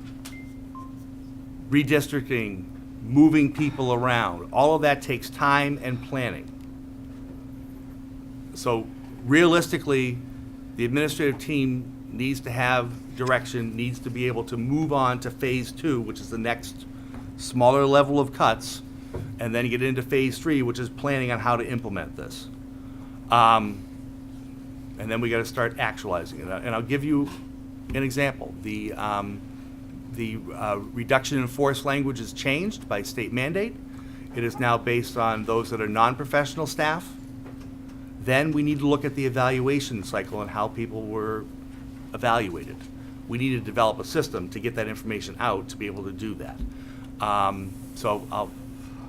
Let me go through the cuts. So we're talking 5 elementary teachers, that's across the district. 1 middle school team. So 5 elementary teachers, and again, we're using that $65,000 per teacher placeholder. More than likely, that will be a teacher in their first 3 or 4 years, which is devastating based on the incredible people we have here. 1 middle school team. Dr. Fraser still needs to drill down a little bit and look at whether that's a 6th grade team or an 8th grade team at this point in time, but obviously will increase class size and impact programming at the middle school. And that would be 4 core teachers, 1 science, 1 English, 1 math, and 1 history. Well, we're also going to look at, if it's 8th grade, we need to look at whether we have enough foreign language people to maybe make that 4 core and an everyday special foreign language, but that we need more time to drill into that. Closing the Willet, the thing with the well, there's several things with the Willet. First off, it's an incredible place to spend time at with incredible people in it, but we can actually turn that off not pay utilities, et cetera, et cetera, et cetera. So that is $307,000. If we're one less elementary school, we would be able to reduce a principal. So one less principal at $105,000. At the high school, reducing 3.2 high school staff. That will affect scheduling, that will affect programming, and class size will go up. No middle school clubs or activities. Those are the extracurricular clubs and activities. No extracurricular fine arts. If we don't have after-school clubs and activities in the middle school, we don't need after-school buses at the middle school, theoretically. Bus. Yeah, I wanted to clarify, it's middle school and high school clubs and activities? Yes, middle school and high school Okay. clubs and activities, thank you. Freshman sports, 31,000. JV sports, 48,000. In our budget subcommittee meeting, we did discuss varsity athletics, and the budget subcommittee wanted to see varsity athletics on there. That was not part of the original administrative team slate put forward. And we did debate that. We don't necessarily need to go through every single bit of that. Moving the Willet, our buildings and grounds director, Mr. Riccardi, estimates that that would be about $25,000. There is a portable classroom at the Willet. We would need to relocate that probably to the Prescott for class size. Although we have one less principal, we still need to have evaluation happening at the preschool, which is here. So perhaps that is a Little Mustang Preschool Academy director. That's something I still need to drill down a little bit on, but those are additions back in there. So you add up all of those items on that list, that comes to $1.7 million, which is below that 2.4 right now we need to get to. We would need to find another 600,000 at this point in time, which if you remember last year, we were struggling with finding 400,000 or 300,000, so that's still a tall order to take. So let me just go through some of the pieces you wanted us to kind of look at. And I realize that some of these, there are actual printouts of these spreadsheets that are in the PowerPoint in your packets as well.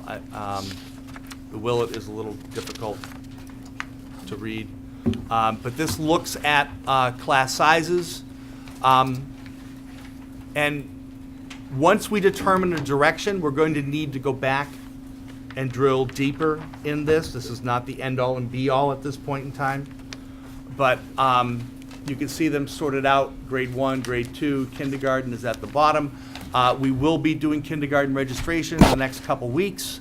We'll have more accurate numbers from that. But you can see that there is disparity between the numbers. Dr. Thompson, can I Yep. interrupt you for just a minute? I just want to clarify for everyone what we're talking about here.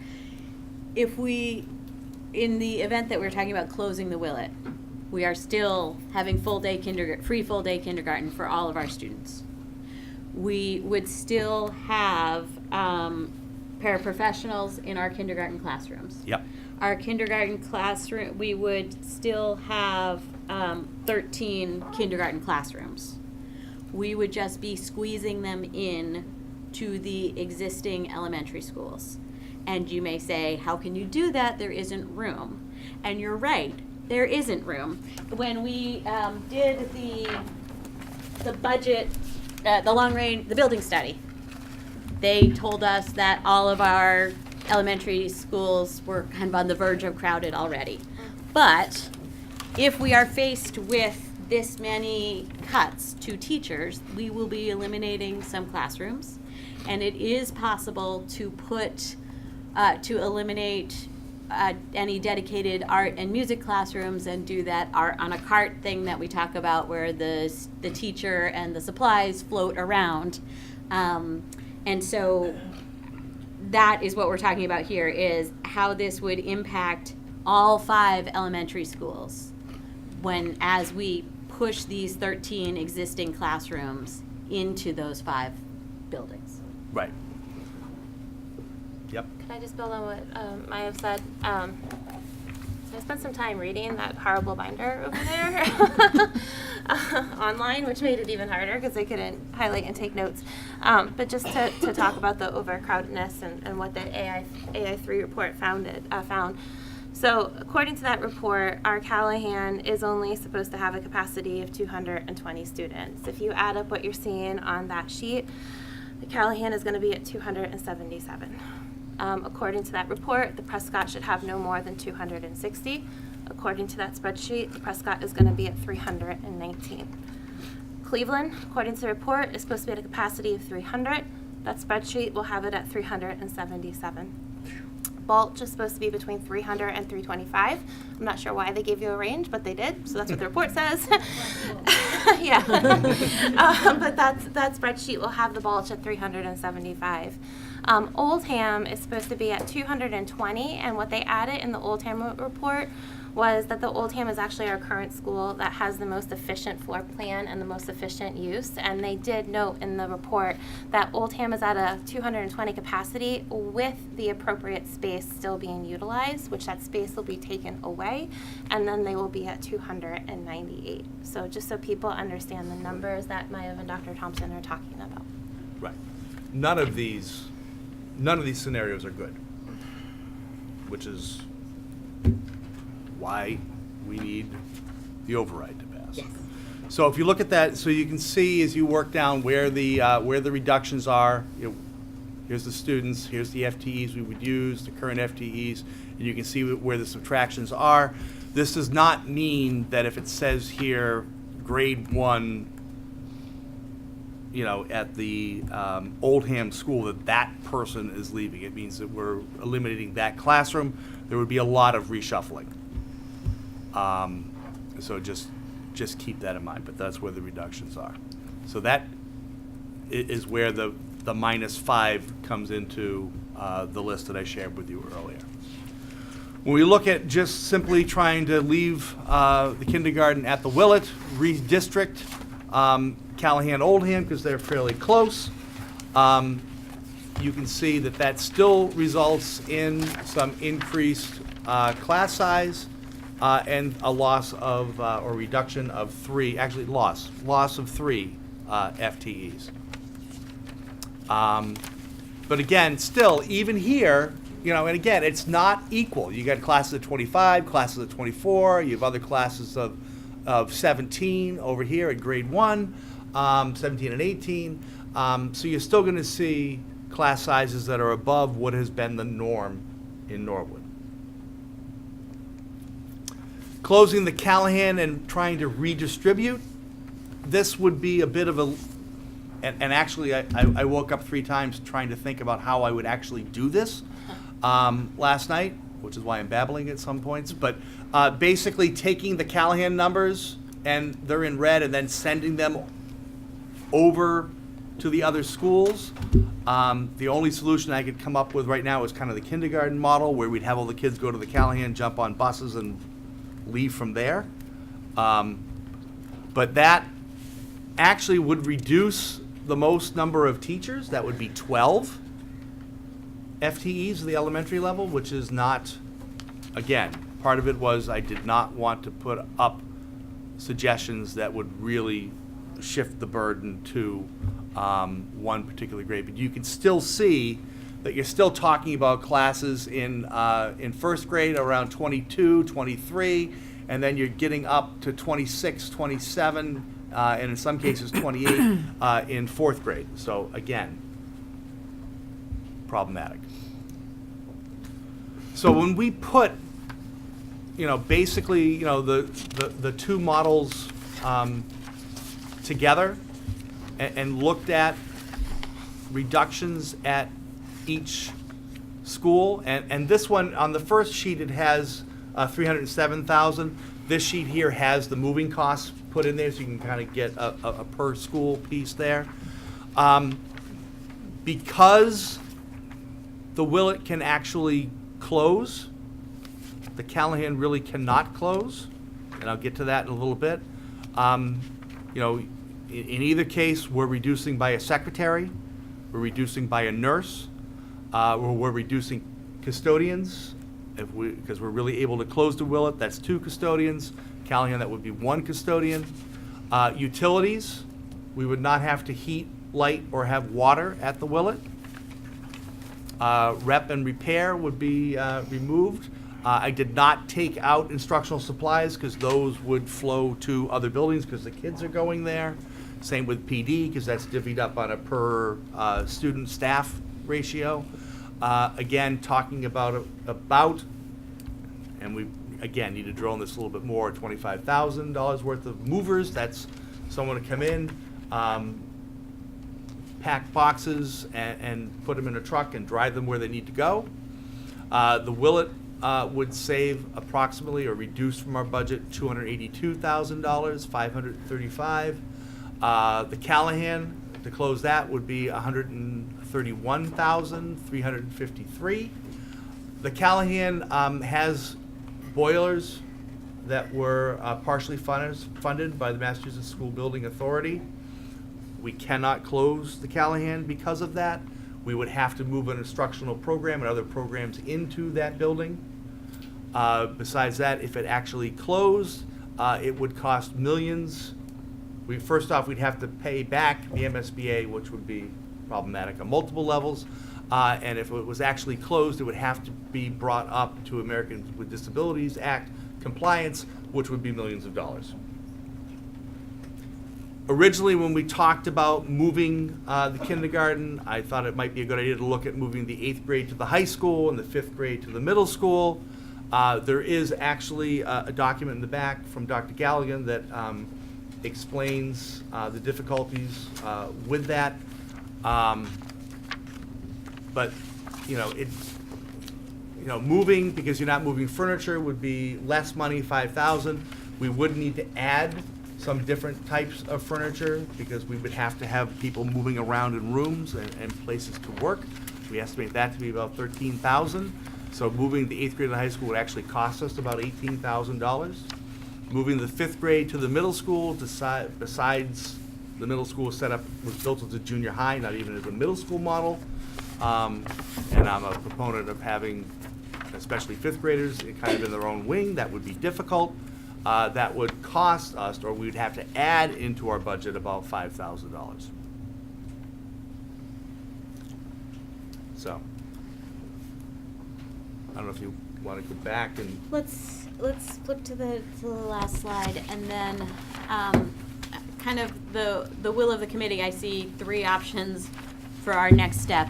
One is to talk more about what it means, what we're talking about for the possible closing of a structure, just because we've already started that discussion. Might want to do that. We also could move on to extracurriculars.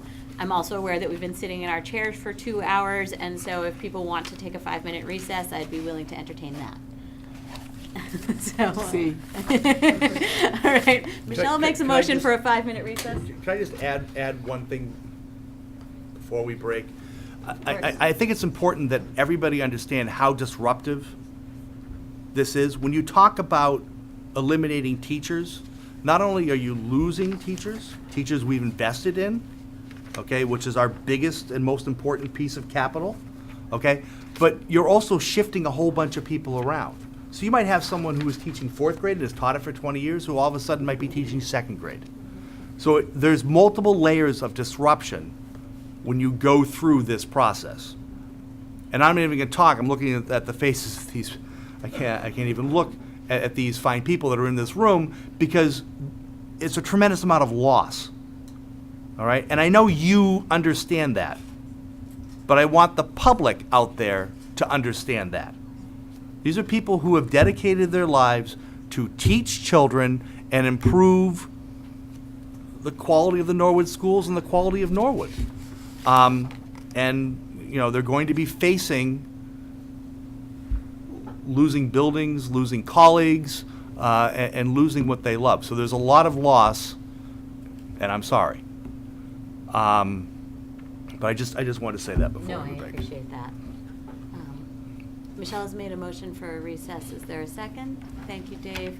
And it will just be a 5-minute recess, and we will come back and discuss. I just want us to have time to really dive in and do this, and I think we might need a short break before we get into it. So all in favor of recess?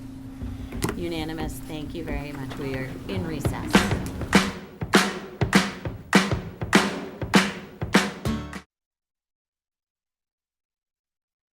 So we continue with our discussion of budget. Is it the will of the committee to discuss extracurriculars or school closing options first? Flip a coin. Maura? Extracurriculars? Okay, let's discuss the extracurricular options. As Dr. Thompson has, as we said, not exactly recommended, but suggested to us, if we eliminate all middle school and high school clubs and activities, that would be a reduction of $44,479. I want to be clear that this is literally all clubs and activities, so this includes National Honor Society and Student Council. This means that we would be eliminating funding for this, and these programs do cost money to run. We can talk at some point as to whether or not we might be willing to accept donations to run specific programs, but we would be eliminating any public town support for these programs. Everyone, the school committee, you all have your budget books, and so these stipends that are involved in these things, like the math club and the cartooning club and things like that at the middle school, they're all listed in here. Let me see if I can find which tab they are at. Anne-Marie, we're looking at middle school and high school activities and the stipends for those. Do you know offhand which section of the budget book they're in? They should be right within the salary lines. Okay. So 602. 602, which is instructional salaries, it's a yellow tab for everybody. And then, yes, as you go on to page 4 and 5, that lists all the club and activity costs. So, is there a motion to make this reduction?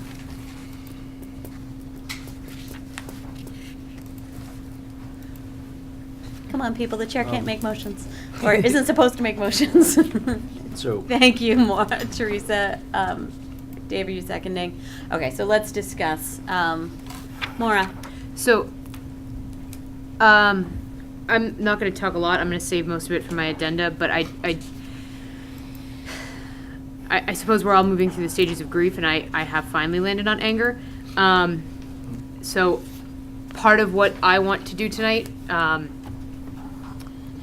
is make very clear with every reduction that we talk about and every one that we vote on, and we're going to have to vote on these because we are legally mandated to, is remind people what this actually is. We don't give stipends for most of the clubs. The TV news goes on every day. Jeb Brunt doesn't get a stipend. He has to get up at like 4 to get here. But the news happens because teachers care. Cindy Durain and the people who run it now, and I apologize that I'm angry so I can't think of their names, do Global Citizen, which we bring up here every day to talk about how proud we are. They don't get a stipend. They volunteer. So we're cutting the things that we can actually afford to pay. And let's be clear, this is where students learn to make friends. So I guess I'll just be the pain who just, because I think it's important to remind the community, because these are cuts that have got to be made, and I'm very aware of that, and I will not vote against what is my responsibility to do, but I will be the one who will remind us all, and I don't need to remind the people at this table, I realize that, but the people who are watching at home what this actually means. It's $44,749. Keeping in mind that most of the teachers who get the small stipends to do this are actually buying their own supplies for the clubs, but we'll leave that for another time. Thank Thank you, Maura. Is there any further discussion? The only other thing I will say is I will remind everyone, as we've discussed before, that this is the budget we are talking about is assuming that the override fails. So we will complete a budget assuming that there is no override, and we will submit that to town meeting, and town meeting will approve that, and hopefully they will also approve a secondary supplemental budget that will be contingent on the override passing. And I hope and pray that on June 4th, we think, oh, this was a lot of effort and we didn't need to worry so much about it because the override passed. But we can't count on that, and I know we can't, so we have to do this exercise. So I'll put it to a vote. All in favor of eliminating high school and middle school clubs and activities?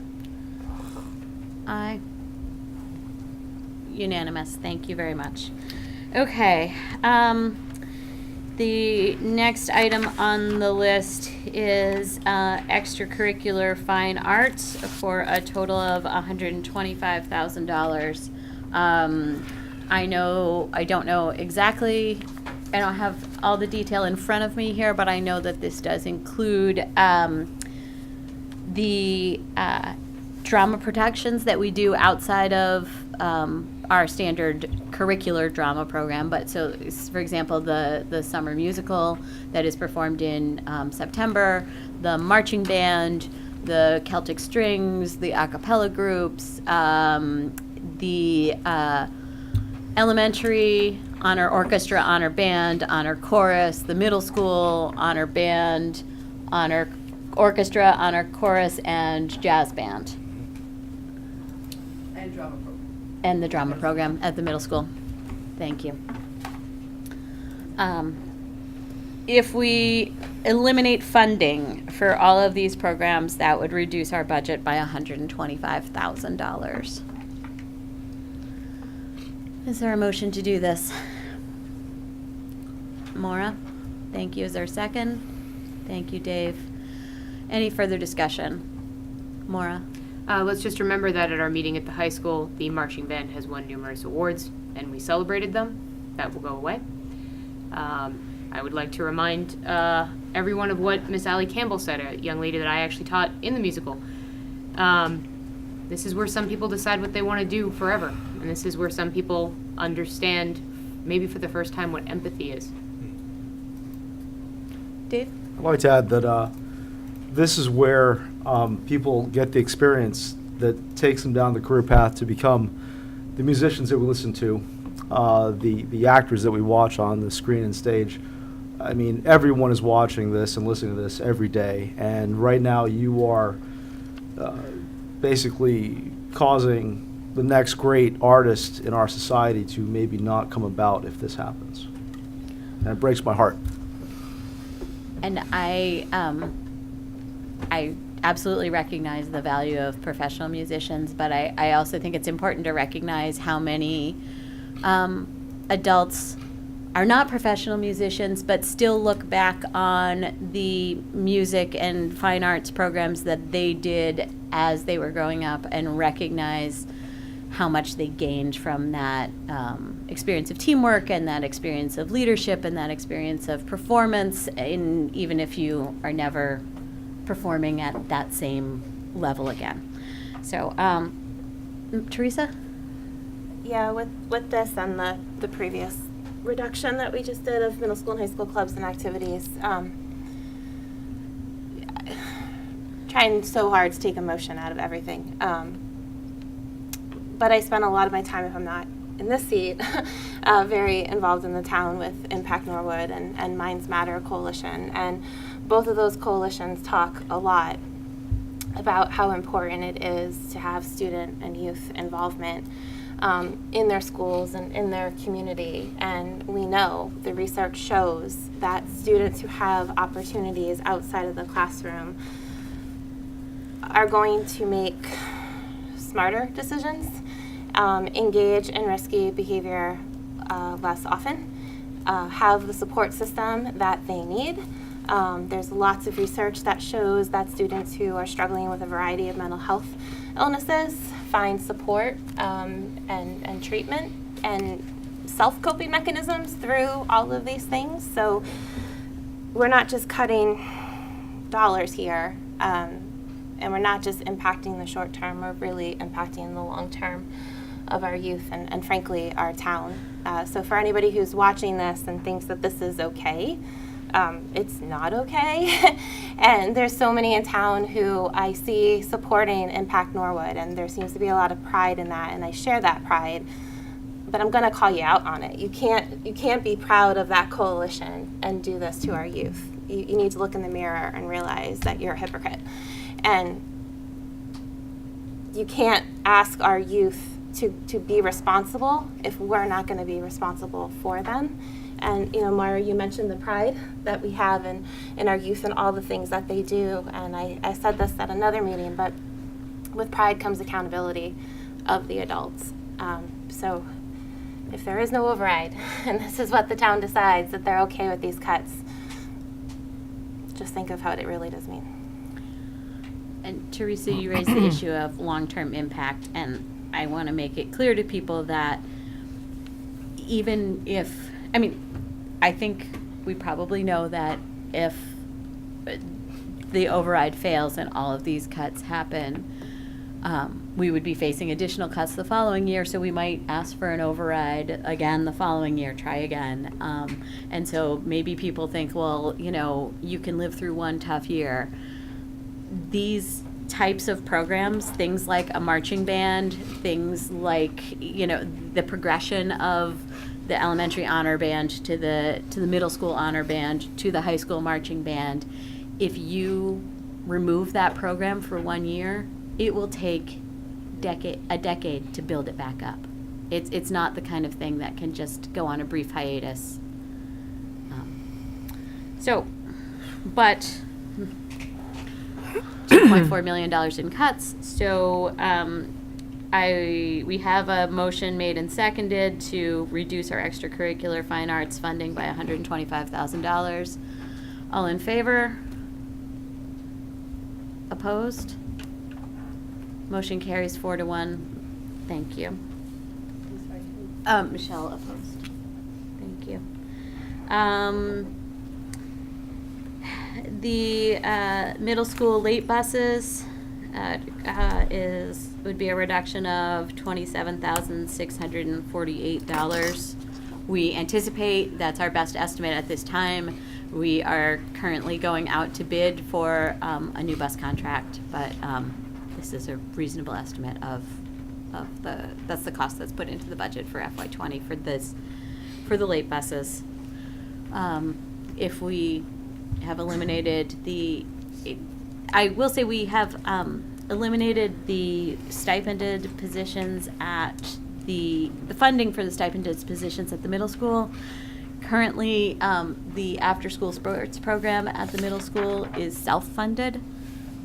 So Mostly, not completely. Not completely. We Okay. would no longer have a coordinator for intramural sports. Okay. All right. So I was wondering if that was going to impact okay. So there would be no after-school sports and activities at the middle school. So that would largely eliminate the need for the late bus.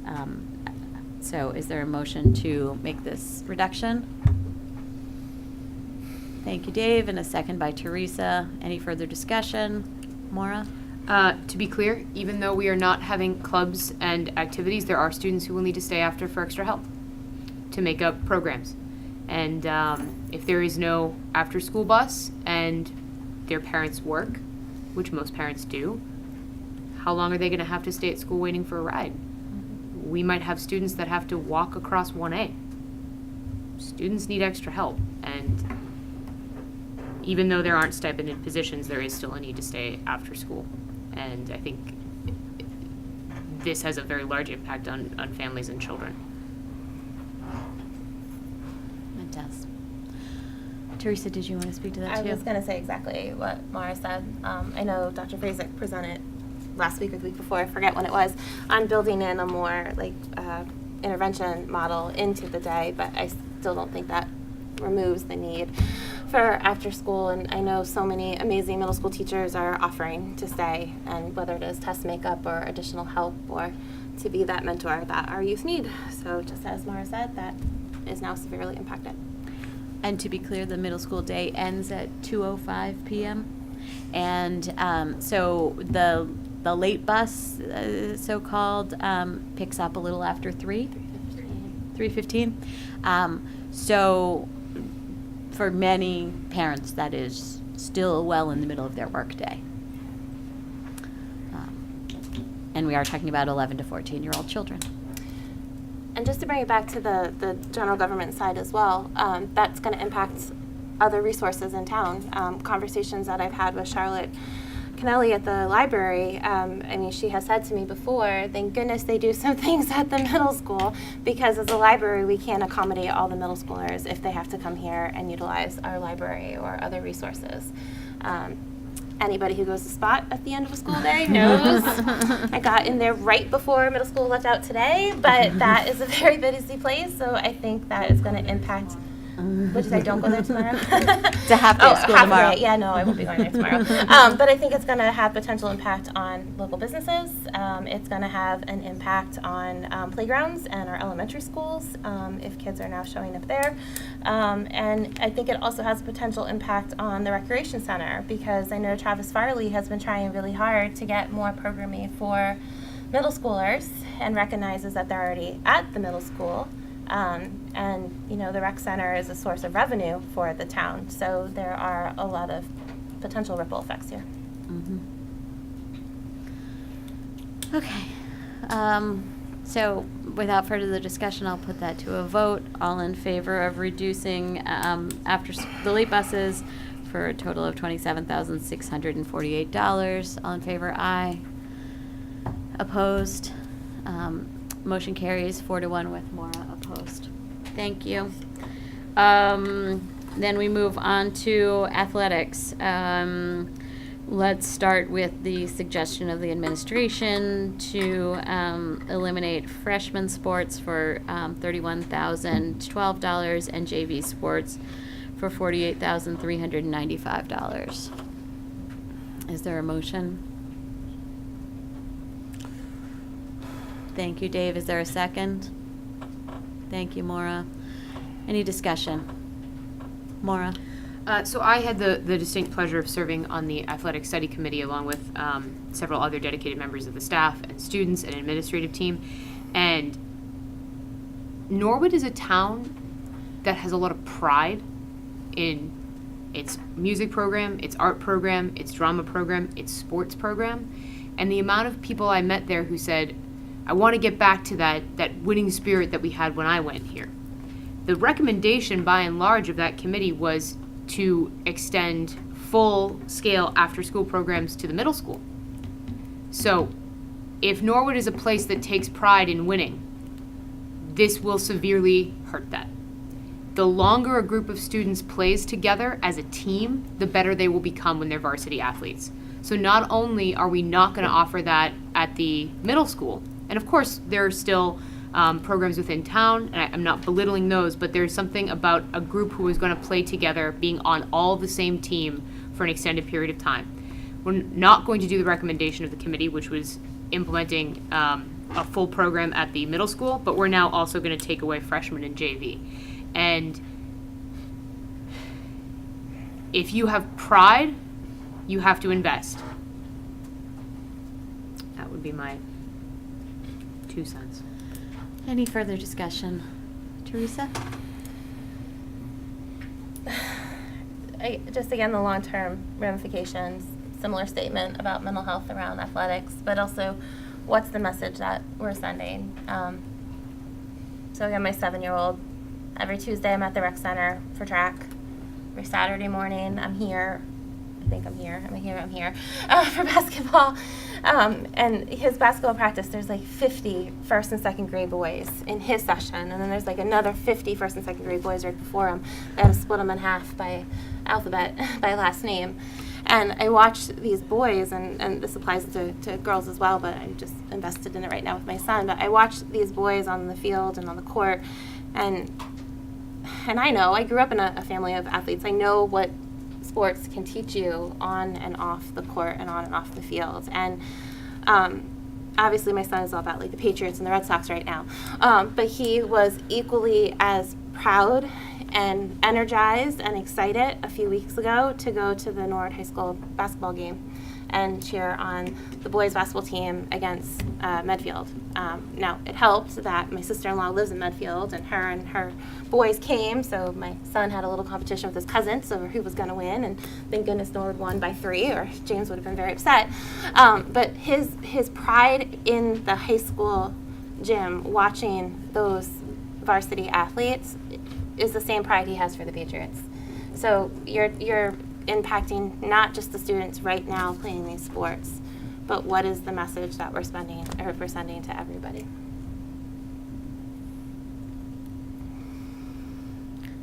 Any further discussion? I'll put it to a vote. All in favor of eliminating freshman and high school funding for freshmen and high school, freshman and JV athletics at the high school. Unanimous. Thank you. I do think we need to discuss varsity athletics. It is a larger chunk of money. It would be $354,566. Dr. Thompson, did you want to talk a little bit about why this particular cut was not on the suggestion from the administration? Yeah, and again, the administration struggled with this, and I don't know if people want to jump in with answering this question, but the thought was, although we're cutting the after-school fine arts, we are still going to have the in-school band, in-school chorus classes, the instruments at the elementary schools and that sort of thing. Again, hoping that even if these came to fruition, we could quickly bounce back by doing that. But there really was no equivalent to varsity athletics. But that was basically the thought along that line. But it's also, I also understand the optics of if we're eliminating after-school stuff. Dave? How would this potentially impact students that are applying to college on athletic scholarships?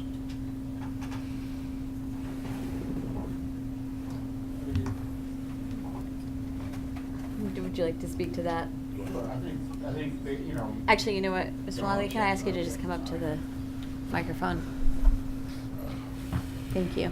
Good evening, Jonathan Longley, Director of Athletics, Norwood High School. To answer that question specifically, David, I think you don't see a lot of kids receiving full athletic scholarships to college, but what you do see, one of the benefits that's related specifically to college is acceptance. And so kids that are participating in athletics, their scope and interest in college and where they can get accepted to is much higher if they're participating. So the colleges have expanded their athletic programs over the years because of the increase in students participating in athletics at the youth level, the high school level, and it's actually a real source of revenue for colleges having athletic teams now, particularly at the Division II and III level where they don't offer scholarships. So,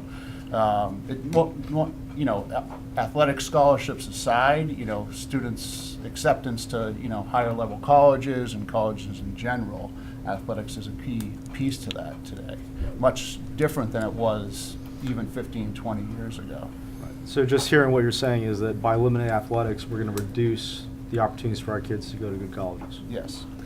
Although, Mr. Longley, would you say that, I have been told that what colleges are looking at is participation in athletic events, not necessarily whether you're at the JV or Right. the varsity level. And so to the extent that we have students who have been participating in JV and will no longer have that opportunity, that in and of itself can impact college. Yeah, so in broader terms, more generally, the general student that participates in athletics in the high school is more attractive to the college. They may not be getting into college to participate, but just, it enhances their qualifications for entrance.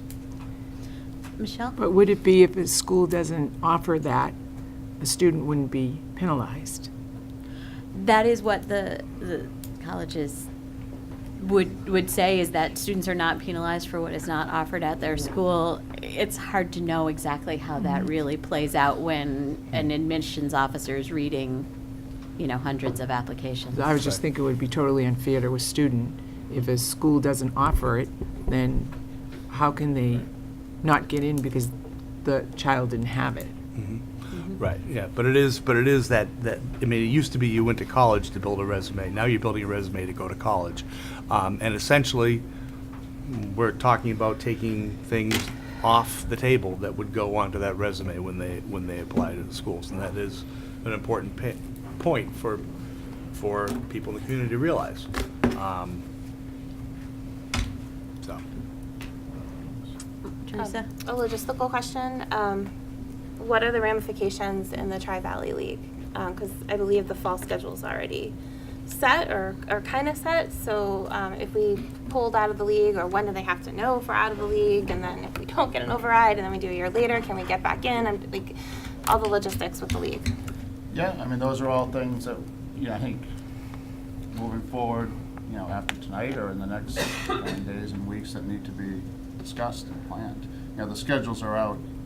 By the end of this school year, the schedules will be out for the full school year next year. We've already, the fall schedules are already out and committed right now in February for this fall, so.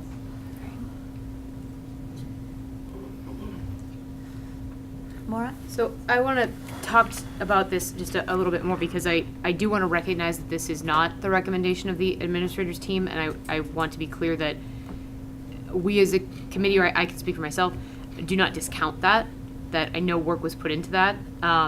My thinking of it is this process in general is going to breed pitting groups against each other. There's no way it won't. How come this school is going to close and this one isn't? How come this program is getting cut and this isn't? Does that mean their work is better or more valued? No. But in the interest of fairness, I don't know how you can eliminate all after-school activities except this one thing. I just don't know how it's fair. And if I were still in school, and like when I was in school, I was a good student because my parents would kill me. But what got me excited was drama, 150%. And if you told me drama was cut, but there was still going to be a basketball team, I'd be pissed. And I know I'm on TV and I probably shouldn't say that, but I would, and I would not understand it. And at that point, I would say, I don't matter as much as they do. And I can't in good conscience say that. And I know, again, we're not trying to pit one against the other, but this is $354,566. If we leave that in and we close the Willet for $307,000, what signal are we sending? It's a signal I will not send.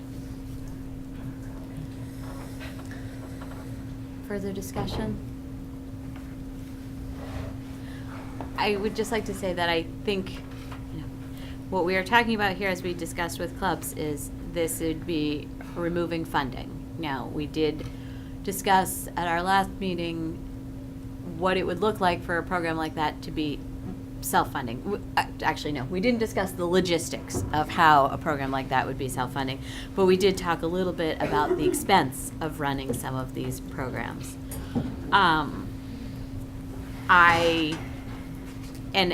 As we have discussed this a little bit, Dr. Thompson has reminded me that there are Title IX implications to what sorts of athletics are funded, including funded from booster organizations. It's not just what the school district chooses to fund. So if a group of people got together and found money to support boys hockey, but there wasn't that money to support girls hockey, that would put us in violation of, that could potentially put us in violation of federal law. It doesn't have to be exactly boys hockey and girls hockey, but overall it has to be equal opportunities for the male and female athletes.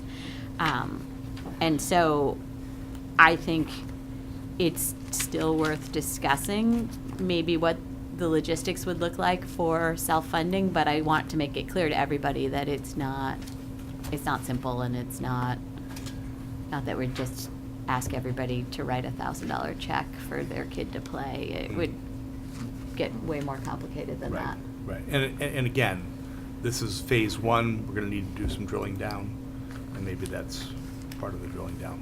So, do we have any more information on the self-funding? Because we did ask for that. Yes, I don't think that we put it, I don't remember if it's in your packet or not, but we do have the rest of the. Because I of think the it would make things. it a very difficult decision, certainly not easy, but if I knew that there was a, if I knew more about self-funding and how it worked, then. Well, we haven't, we would have to take it out of the budget first and then figure out some sort of strategy to do self-funding. That would be a kind of a separate, I mean, we're either taking it out of the budget or we're not.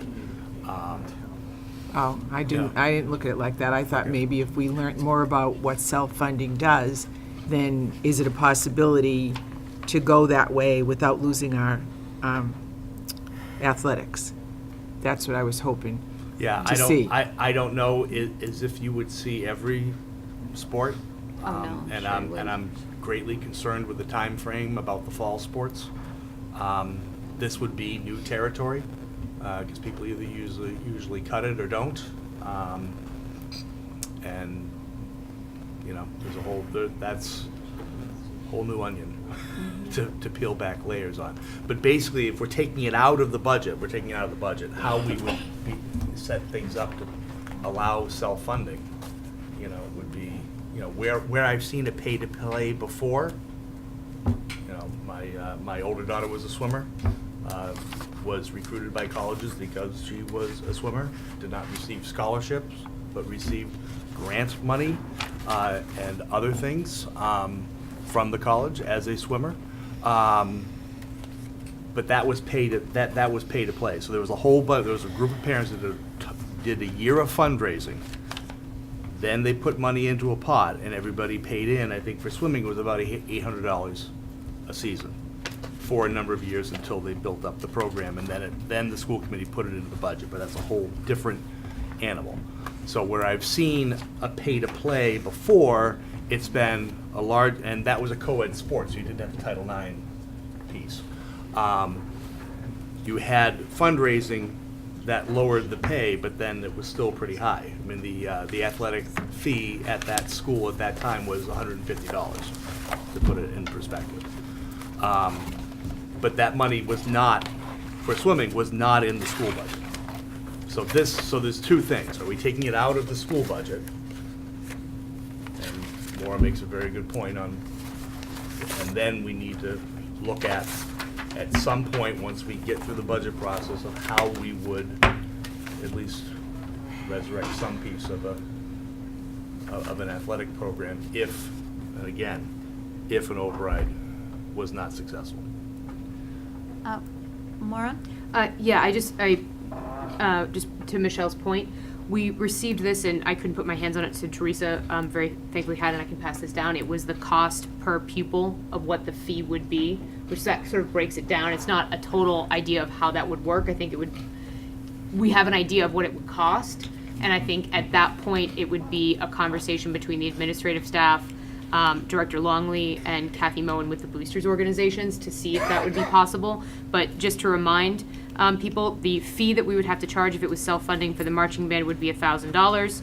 I'm just going to sort of pick here. The summer musical would be $750. The honor band would be $130, and field hockey would be $487. Football would be $1,327.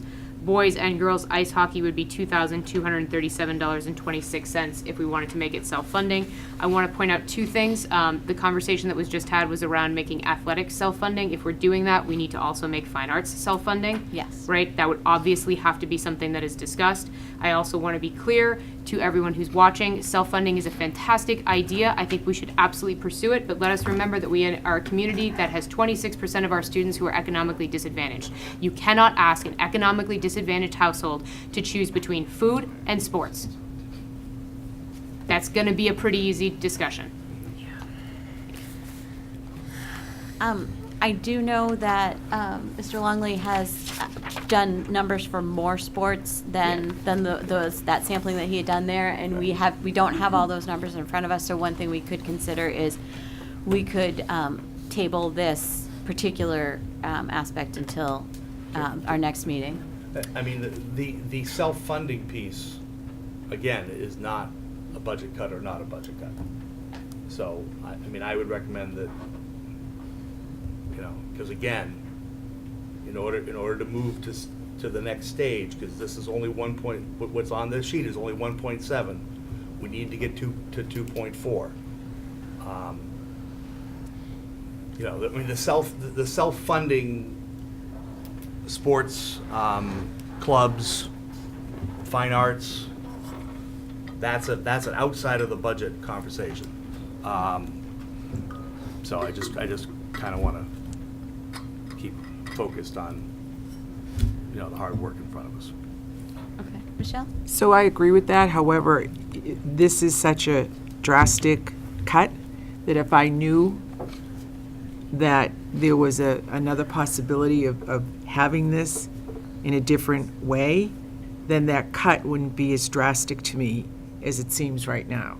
So I'm looking at it more, well, maybe if we cut this, at least we might be cutting it, but we have a way to restore it.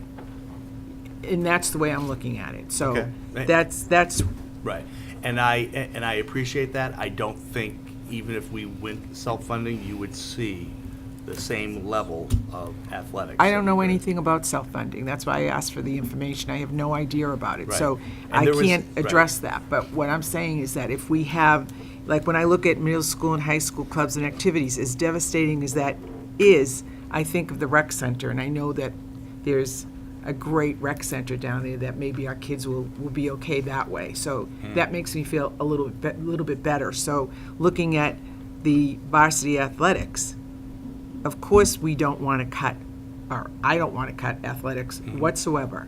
So is there an alternative that can make me feel a little bit better about that? Then I could vote for it. But if I don't know that there's an alternative, and this is just going to be cut, then, and that's why I asked for the information, because I needed to Right. make a conscious decision. And Mr. Longley did do that. I don't think that we put it in the packet at this point, but I think that is in the drive. But ice hockey, based on current enrollment, is $2,000 a kid. Football is $1,000 roughly. 1,300. 1,300 a student. Field hockey. 487. So, some of those might be more doable than others, but that's, if the committee wants us to explore that, we will explore that. So one more question. So if they're paying fees now for the athletics, those fees are no longer going to be paid by the families, correct? Right. So those are gone, so they're kind of paying big fees now, a lot of the kids. $200 per season per athlete. Right. With a So- family maximum of $800 for a year. Right. Yeah. And it doesn't cover all of the costs. It helps decrease some of the costs. And some sports don't cost as much to run, like Right. track and field, because you don't have to rent a ice skating Right. rink or a swimming pool or something along that line. Right. And that's where these price differences come in. But when you do it, there's a fundraising effort that tries to lower that, and then it's pay as you go. So, Teresa? I think I'm more aligned with Mara's thinking tonight. I think that this is a value statement, and I already voted to cut things that I personally value, no more, no less than athletics. But who am I to tell our students which one is more important? I can't. So if we've already voted to eliminate clubs and activities and extracurricular fine arts, I, in my own conscience, have to also vote to eliminate all athletics tonight. Any other further discussion?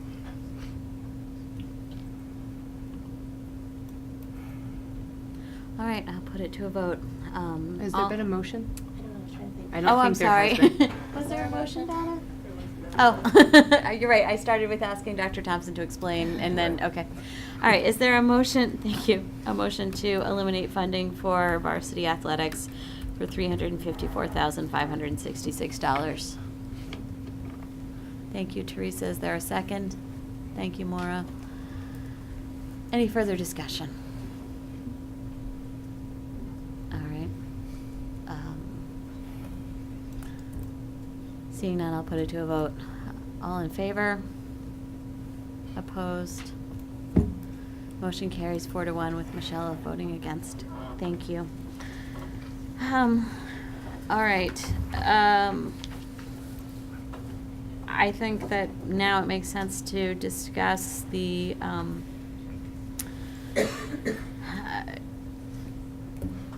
the implications of potentially closing a school. You want me to go back to the school? Yes.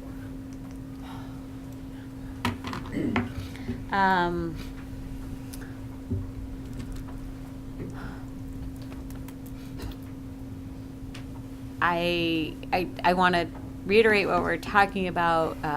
If we were to close the Callahan in this scenario, we would not entirely stop using that building for educational purposes, so that we would retain the ability to reopen if necessary, and we would not be forced to pay back the MSBA. And I personally also wonder what would happen to the possibility of MSBA funding for middle school if we had just kind of closed a school that they had recently given us a grant for.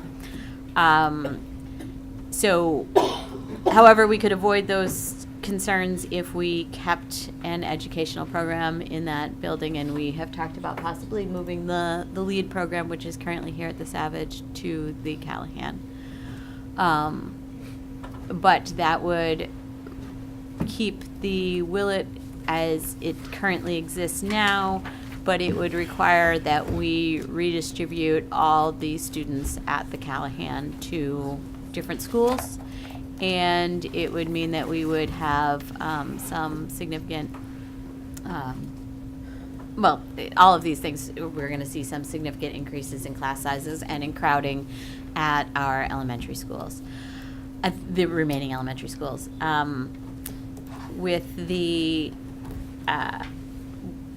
We have talked about the possibility of, if you were to close the Callahan, redistricting the entire town to make it more fair.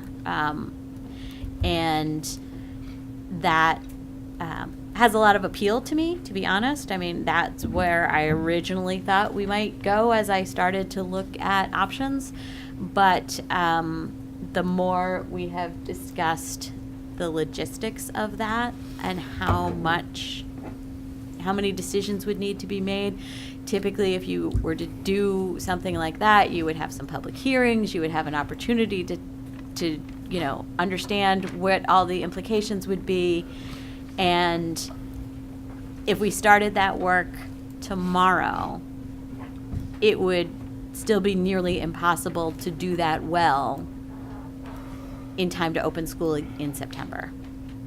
And we would, as we moved down that path, we would be looking at, we might go through that entire exercise and then find out that on June 4th that it wasn't necessary.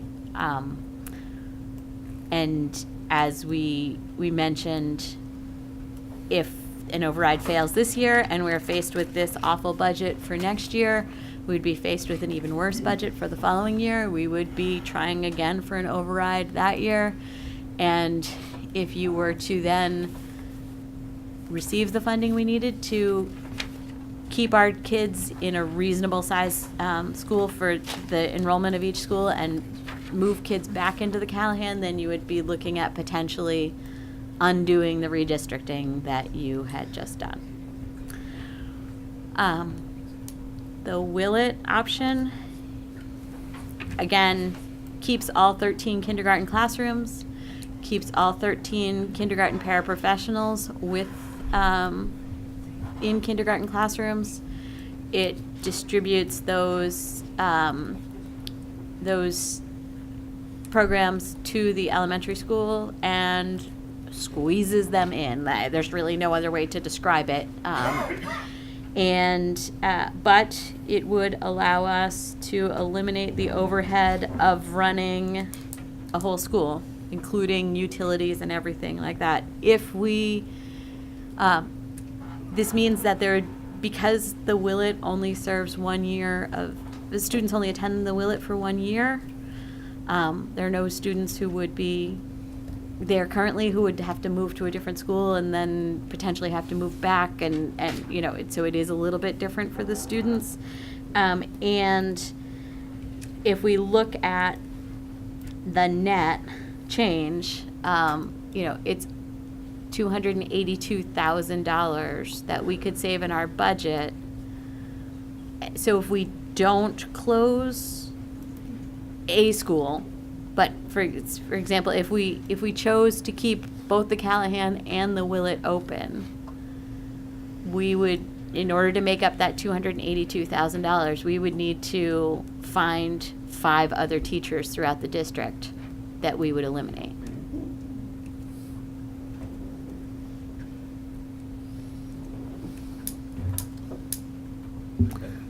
Actually, that would put your class, you would be more all over the place, and those classes would probably be above 30.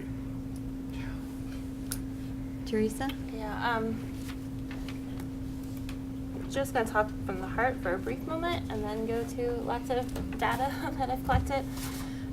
So there's currently 12 people sitting in this room looking at me who have directly touched the lives of my children. Some as principals, some as teachers, some as aides on a bus, some as extended day, some as the director of fine arts. Like, there's 12 people, I counted you when you came in, there's 12 of you that have directly loved one of my children. I cried in the principal's meeting last Wednesday, so I'm not gonna do it on TV, but I had to acknowledge that because this is so real, and it's so personal for so many. And there's a human side to it that I've truly been struggling with. And I don't want to make decisions emotionally, because I try to be emotionally aware, but I want my decisions to be fair, and I want them to come more from data than an overwhelming feeling of this horrible pit in my stomach. So I spent some time, as I said, looking through that AI3 report and a lot of data that Dr. Thompson has sent us, and working on some of the spreadsheets that are up there, and asking more questions than I think Dr. Thompson really wanted. So thank you, and I know a lot of those questions got funneled down to many of you. So thank you. I probably asked more questions than you think one person should, but it's just how my brain works. So I've asked a lot, and I've talked to a lot of people that you're not going to see on camera tonight. So I just want you to know that the little bit that you do see, and I think for all of us, comes from a lot of deep analysis and thought off camera as well. But just as we're trying to navigate this close Willett, close Callahan, schools that educated both of my children at some point in their time here in Norwood. So the Willett has a capacity of 280. If we kept the kindergarten in the Willett, the projections I have shows that next year they'll probably be at 282, so just over that. The Callahan, as I mentioned earlier, has a capacity of 220, and the numbers that we are looking at, if we close the Willett and put kids in all of the other 5 schools, the Callahan is going to be at 277. Be honest, that really concerns me, having been a room parent in that school multiple times and knowing how small those classrooms are. So the MSBA and educational standards recommend that a class size is at the smallest 900 square feet. The Callahan is an average of 600 square feet. The Balch is an average of 700. So a lot of the discussions that we've had previously around school size and what is the smallest school, I made the point last time that we're not really talking about the number of students, because Callahan number-wise currently is just 10 behind Oldham, which is 10 behind Prescott. Like, it's very similar in the number of students, but when we're talking about small schools, we're talking about the physical square footage. And the Callahan and the Balch are both at a disadvantage, especially when we're looking at bringing, can you go back to the slide of like closing the Willett? If you look at those numbers that we would then be bringing the K into the other 5, I mean, it increases the class size beyond capacity in all of them. But I do really worry about the Callahan. I worry about the Callahan being estimated at having 2 kindergarten classes of 26.5. which is also what the Cleveland's at. But now, having been a parent at the Cleveland, those classrooms are significantly physically larger. So do I want 26.5 in any class? No. But do I want it in a 600 square foot room? Absolutely not. So I worry about that kindergarten cohort, and I know the kindergarten numbers are just an estimate right now because we haven't started registration. But I also worry about that because Ms. Robbins did some historical analysis for us that looked at K enrollment over the last 10 years, I think, and anywhere from 35 to 65 kids enroll for kindergarten after the April deadline. So who knows what these kindergarten numbers are truly going to be, and if we're maxing out our classrooms already by taking the K into the classrooms, I don't know where those kids go if you suddenly have 35 to 65 more. The Willett, Callahan, and the Balch have all been identified by AI3 as needing a new roof in the next 5 to 10 years.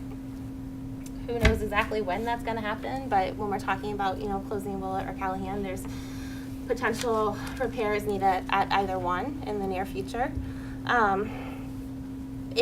Across the board in the AI3 report, something that they kept saying at almost every elementary school, and I'm going to read a quote.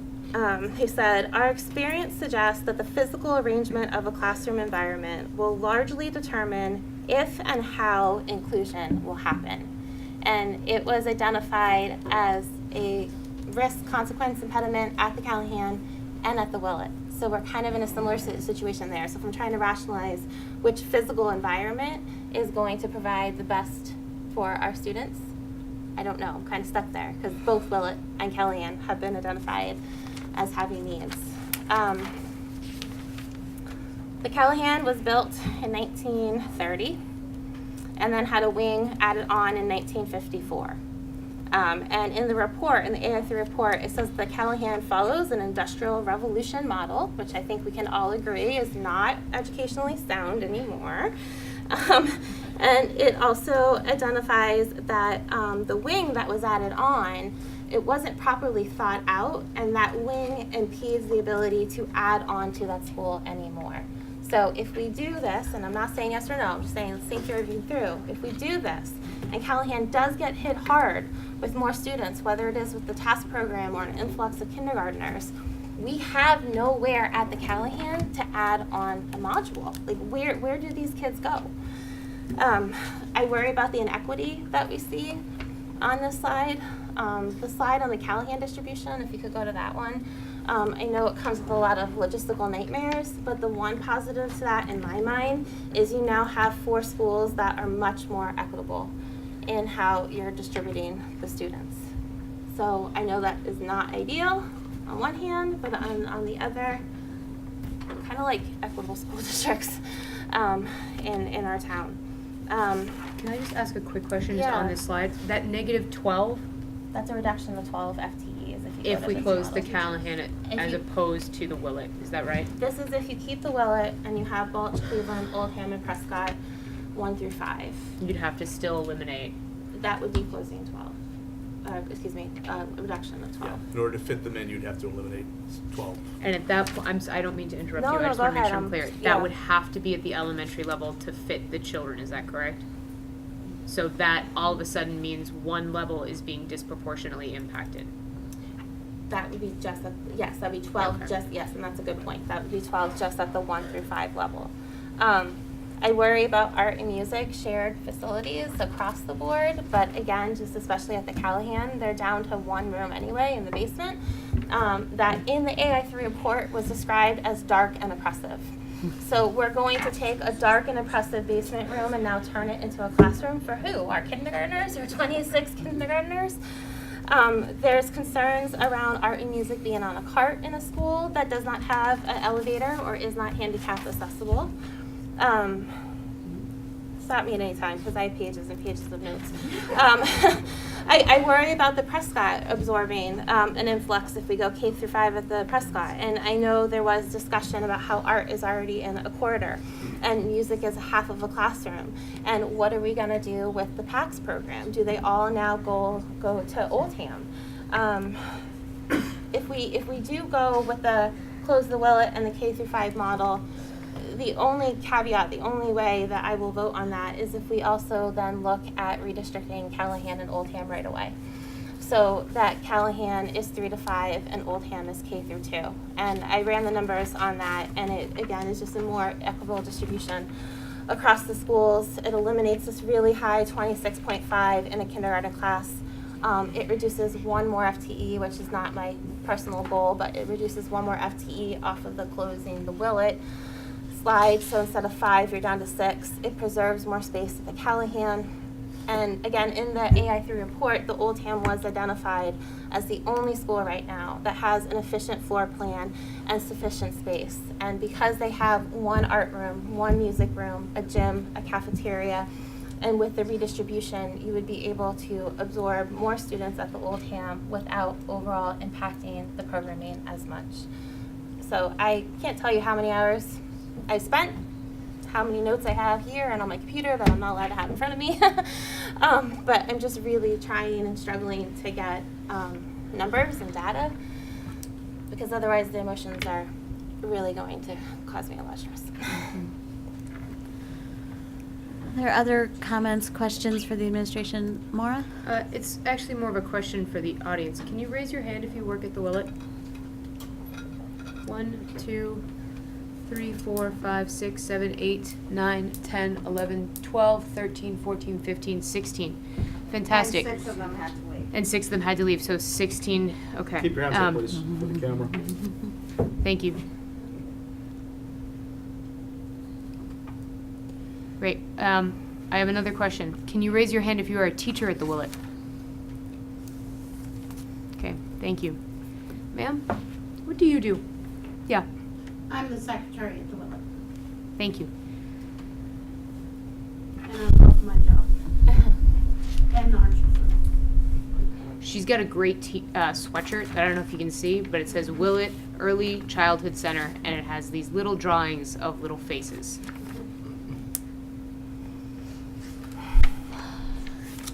I just thought it was important to point that out, that part of the thing that is appealing to me about the Willett option is that for the most part we're able to preserve jobs. But I just think there's 2 things I want to address. One that has been brought to my attention very recently, that there are a large number of people that think closing the Willett regardless of budget is actually a good idea because the Willett wasn't open when they went to school.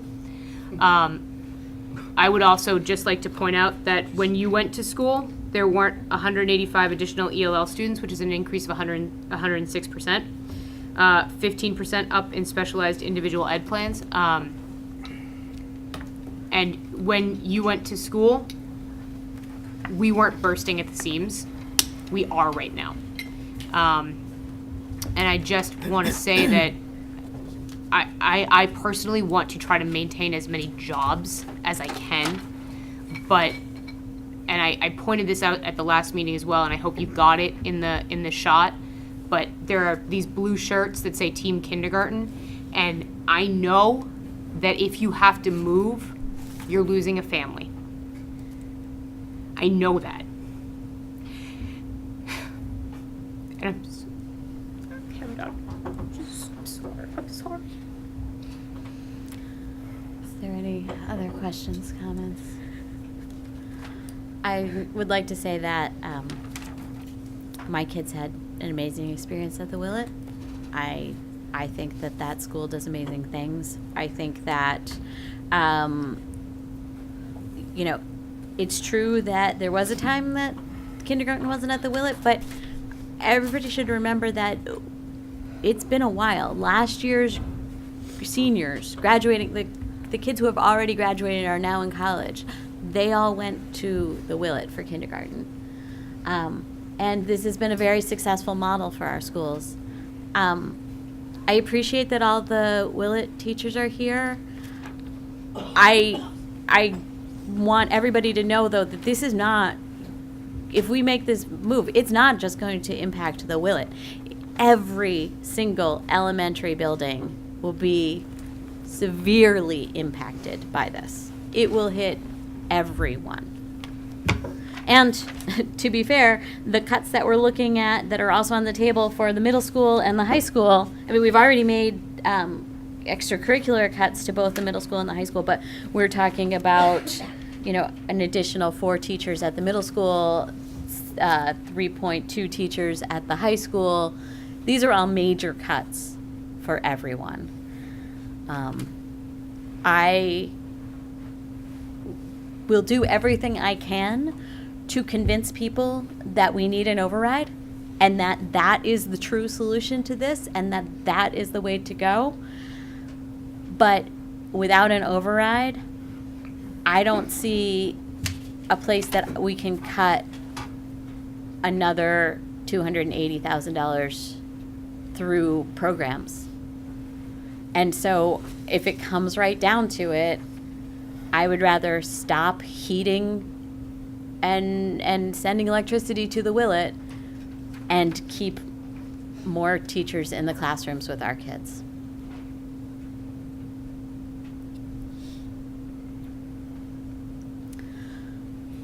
All right, we've talked about this a lot. Is there a, would someone like to make a motion?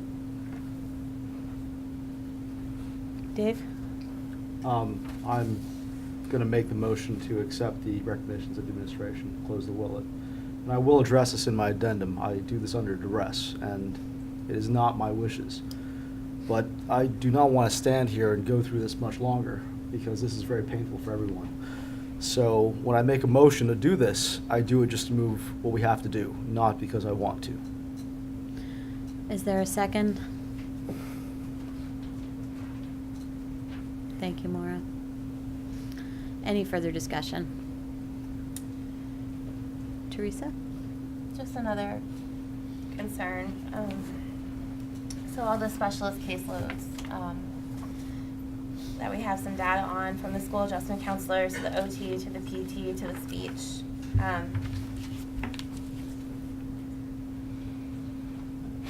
I just don't know how those needs are absorbed into the other schools without hiring more staff, and have no problem, you know, philosophically hiring more staff. But I just am really having a hard time with the numbers, and I just keep trying to come back to the numbers. But what's up there is a total savings of 282. I don't feel confident tonight that that's really the savings, because I don't understand all the ripple effects. I'm not sure we really can eliminate a nurse. I mean, if we're now causing all of our school populations to go up, and I know there's no mandate, but the American Academy of Pediatrics recommends 1 school nurse for 250 students. We're going to be well over that in every building. So do we really save that nurse position, or does it get to a point where that nurse now has to travel among 5 schools, and then we don't save it? I mean, I think the custodians and the secretary are probably costs that I feel confident in saying we save, the utilities. But again, I just don't have a fair enough understanding of the caseloads for the specialists to know what that impact is on the budget. And if I'm going to vote to close the school, I need better numbers. Yeah, and those service providers travel around now. They actually will have, theoretically, would have 1 less building to travel to. So we would have to redistribute and reassign, which we do to some extent every year. So They all travel like across the, I know our adjustment counselors are shared at some locations. Yeah. But if we already have 51 students on the caseload at the Callahan. Right. Most of your the younger the kid is, the more the PTOT is, but we still have it in 1st grade, 2nd grade, and 3rd grade. So. Maura? What about the reading specialist? She just said she had a new classroom. Does she travel? She does not, because she said we have 1 in each school. So we would have to. You'd have to increase caseloads there. Right. We might have a reading specialist move around between the 4 buildings. So each school would still have a reading specialist, but then perhaps there'd be a floater, because we're not eliminating that position. Is that correct? No.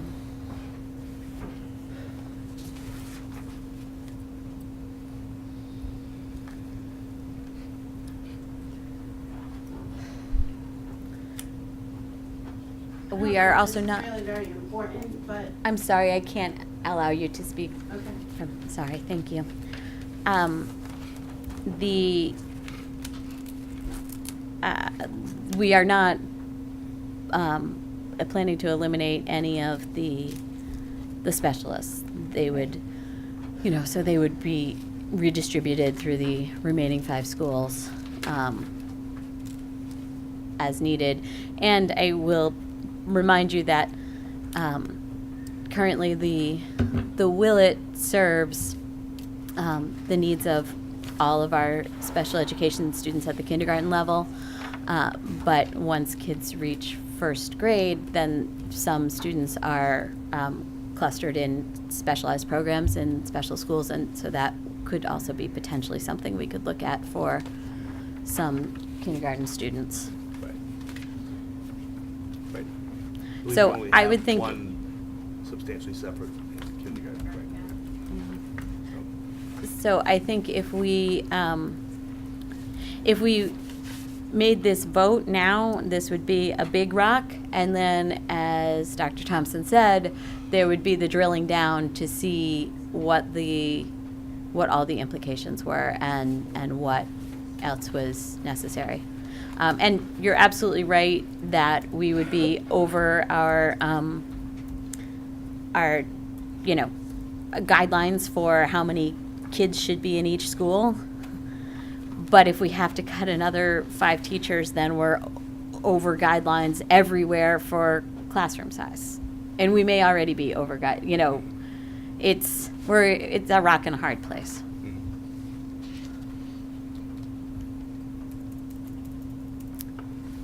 If there's no further discussion, I think I should put it to a vote.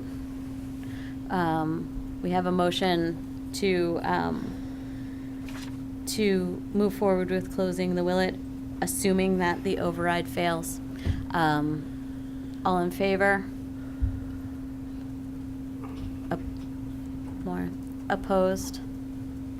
Motion carries 3-2. Michelle and Teresa voted against. Thank you. We now have a recommendation or a suggestion to eliminate 5 elementary teachers.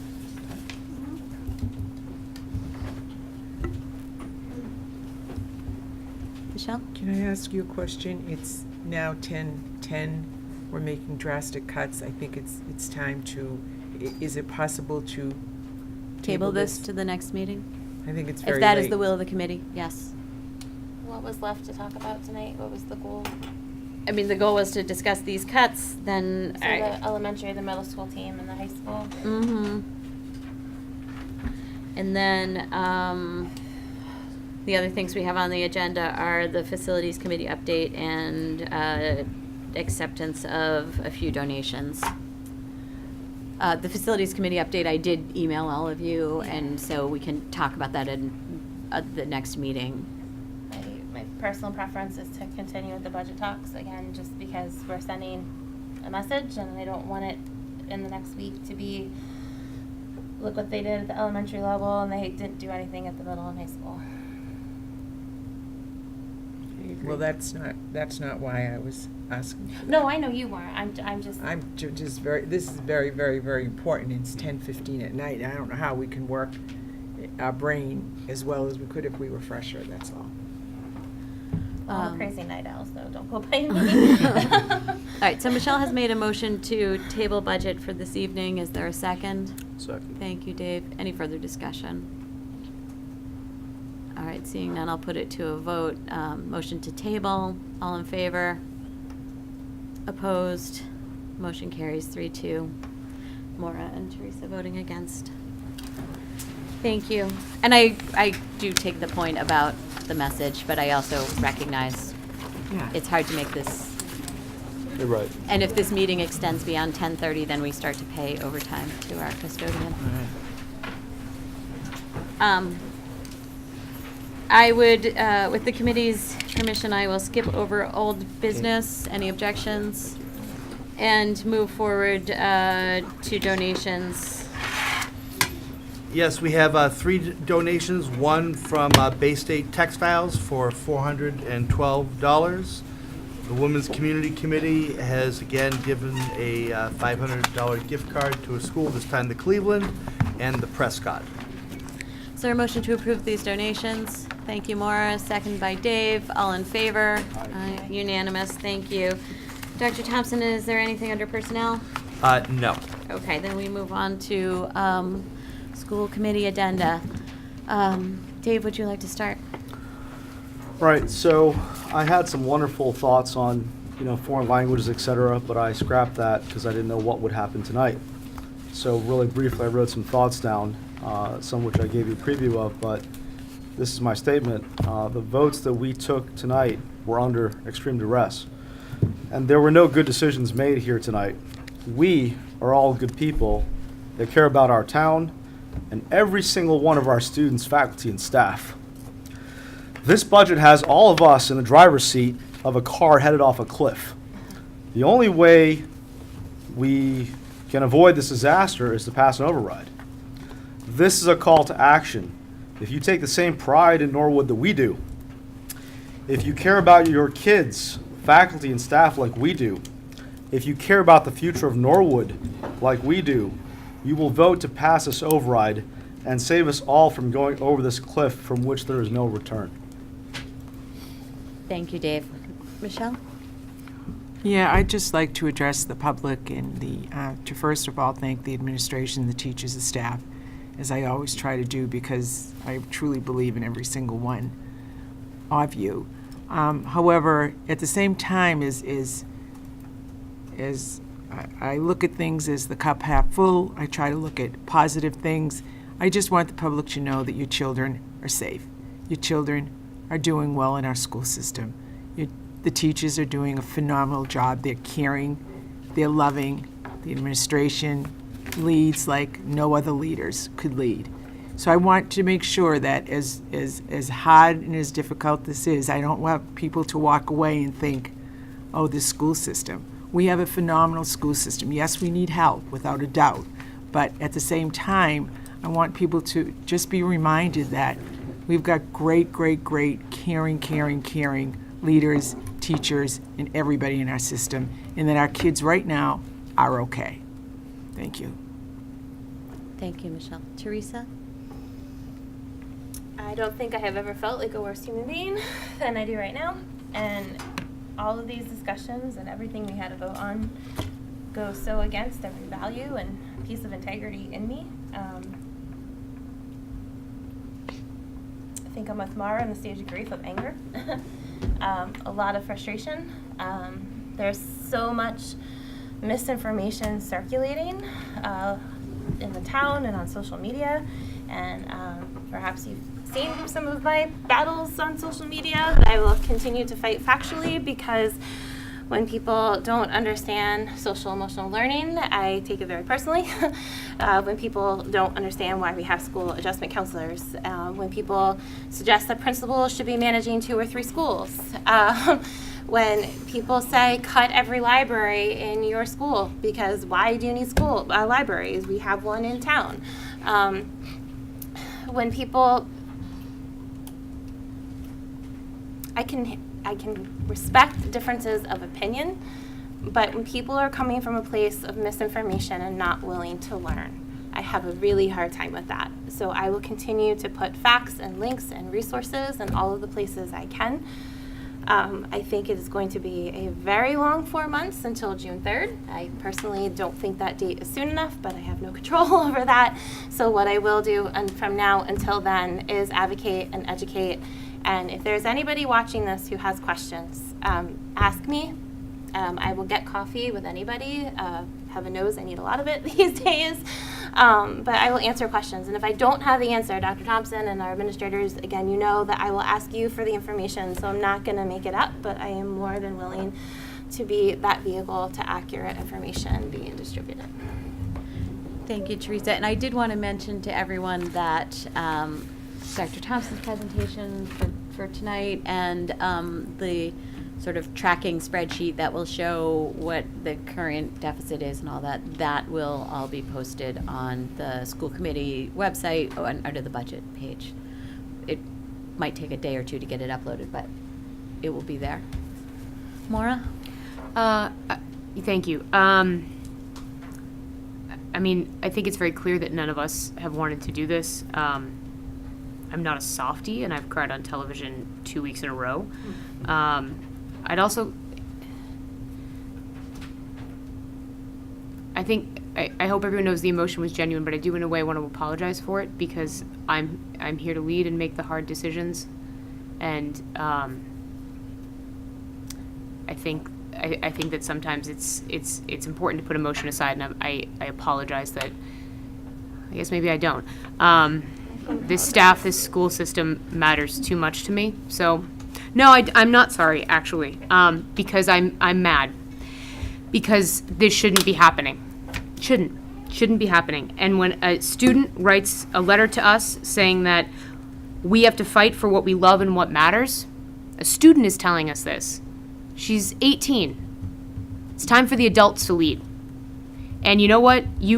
Everyone from now until June should just ask themselves one simple question. Is this the Norwood I want? This is not the Norwood I want to live in. This is not the Norwood I know. Norwood is better than this. So show that on June 3rd. Thank you very much. I want to remind everyone that nomination papers are due on February 11th. Right, that's Monday at 5 p.m. Yeah. So if people are interested in getting involved in town meeting, or certainly running for any of the major committees, that's your chance. And we have an election coming up on April 1st and a crucial election coming up on June 3rd, and I ask everyone to get involved. All right, with that, I'll take a motion to adjourn. Thank you, Maura, as our second. Thank you, Teresa. All in favor? Aye. We are adjourned. Thank you.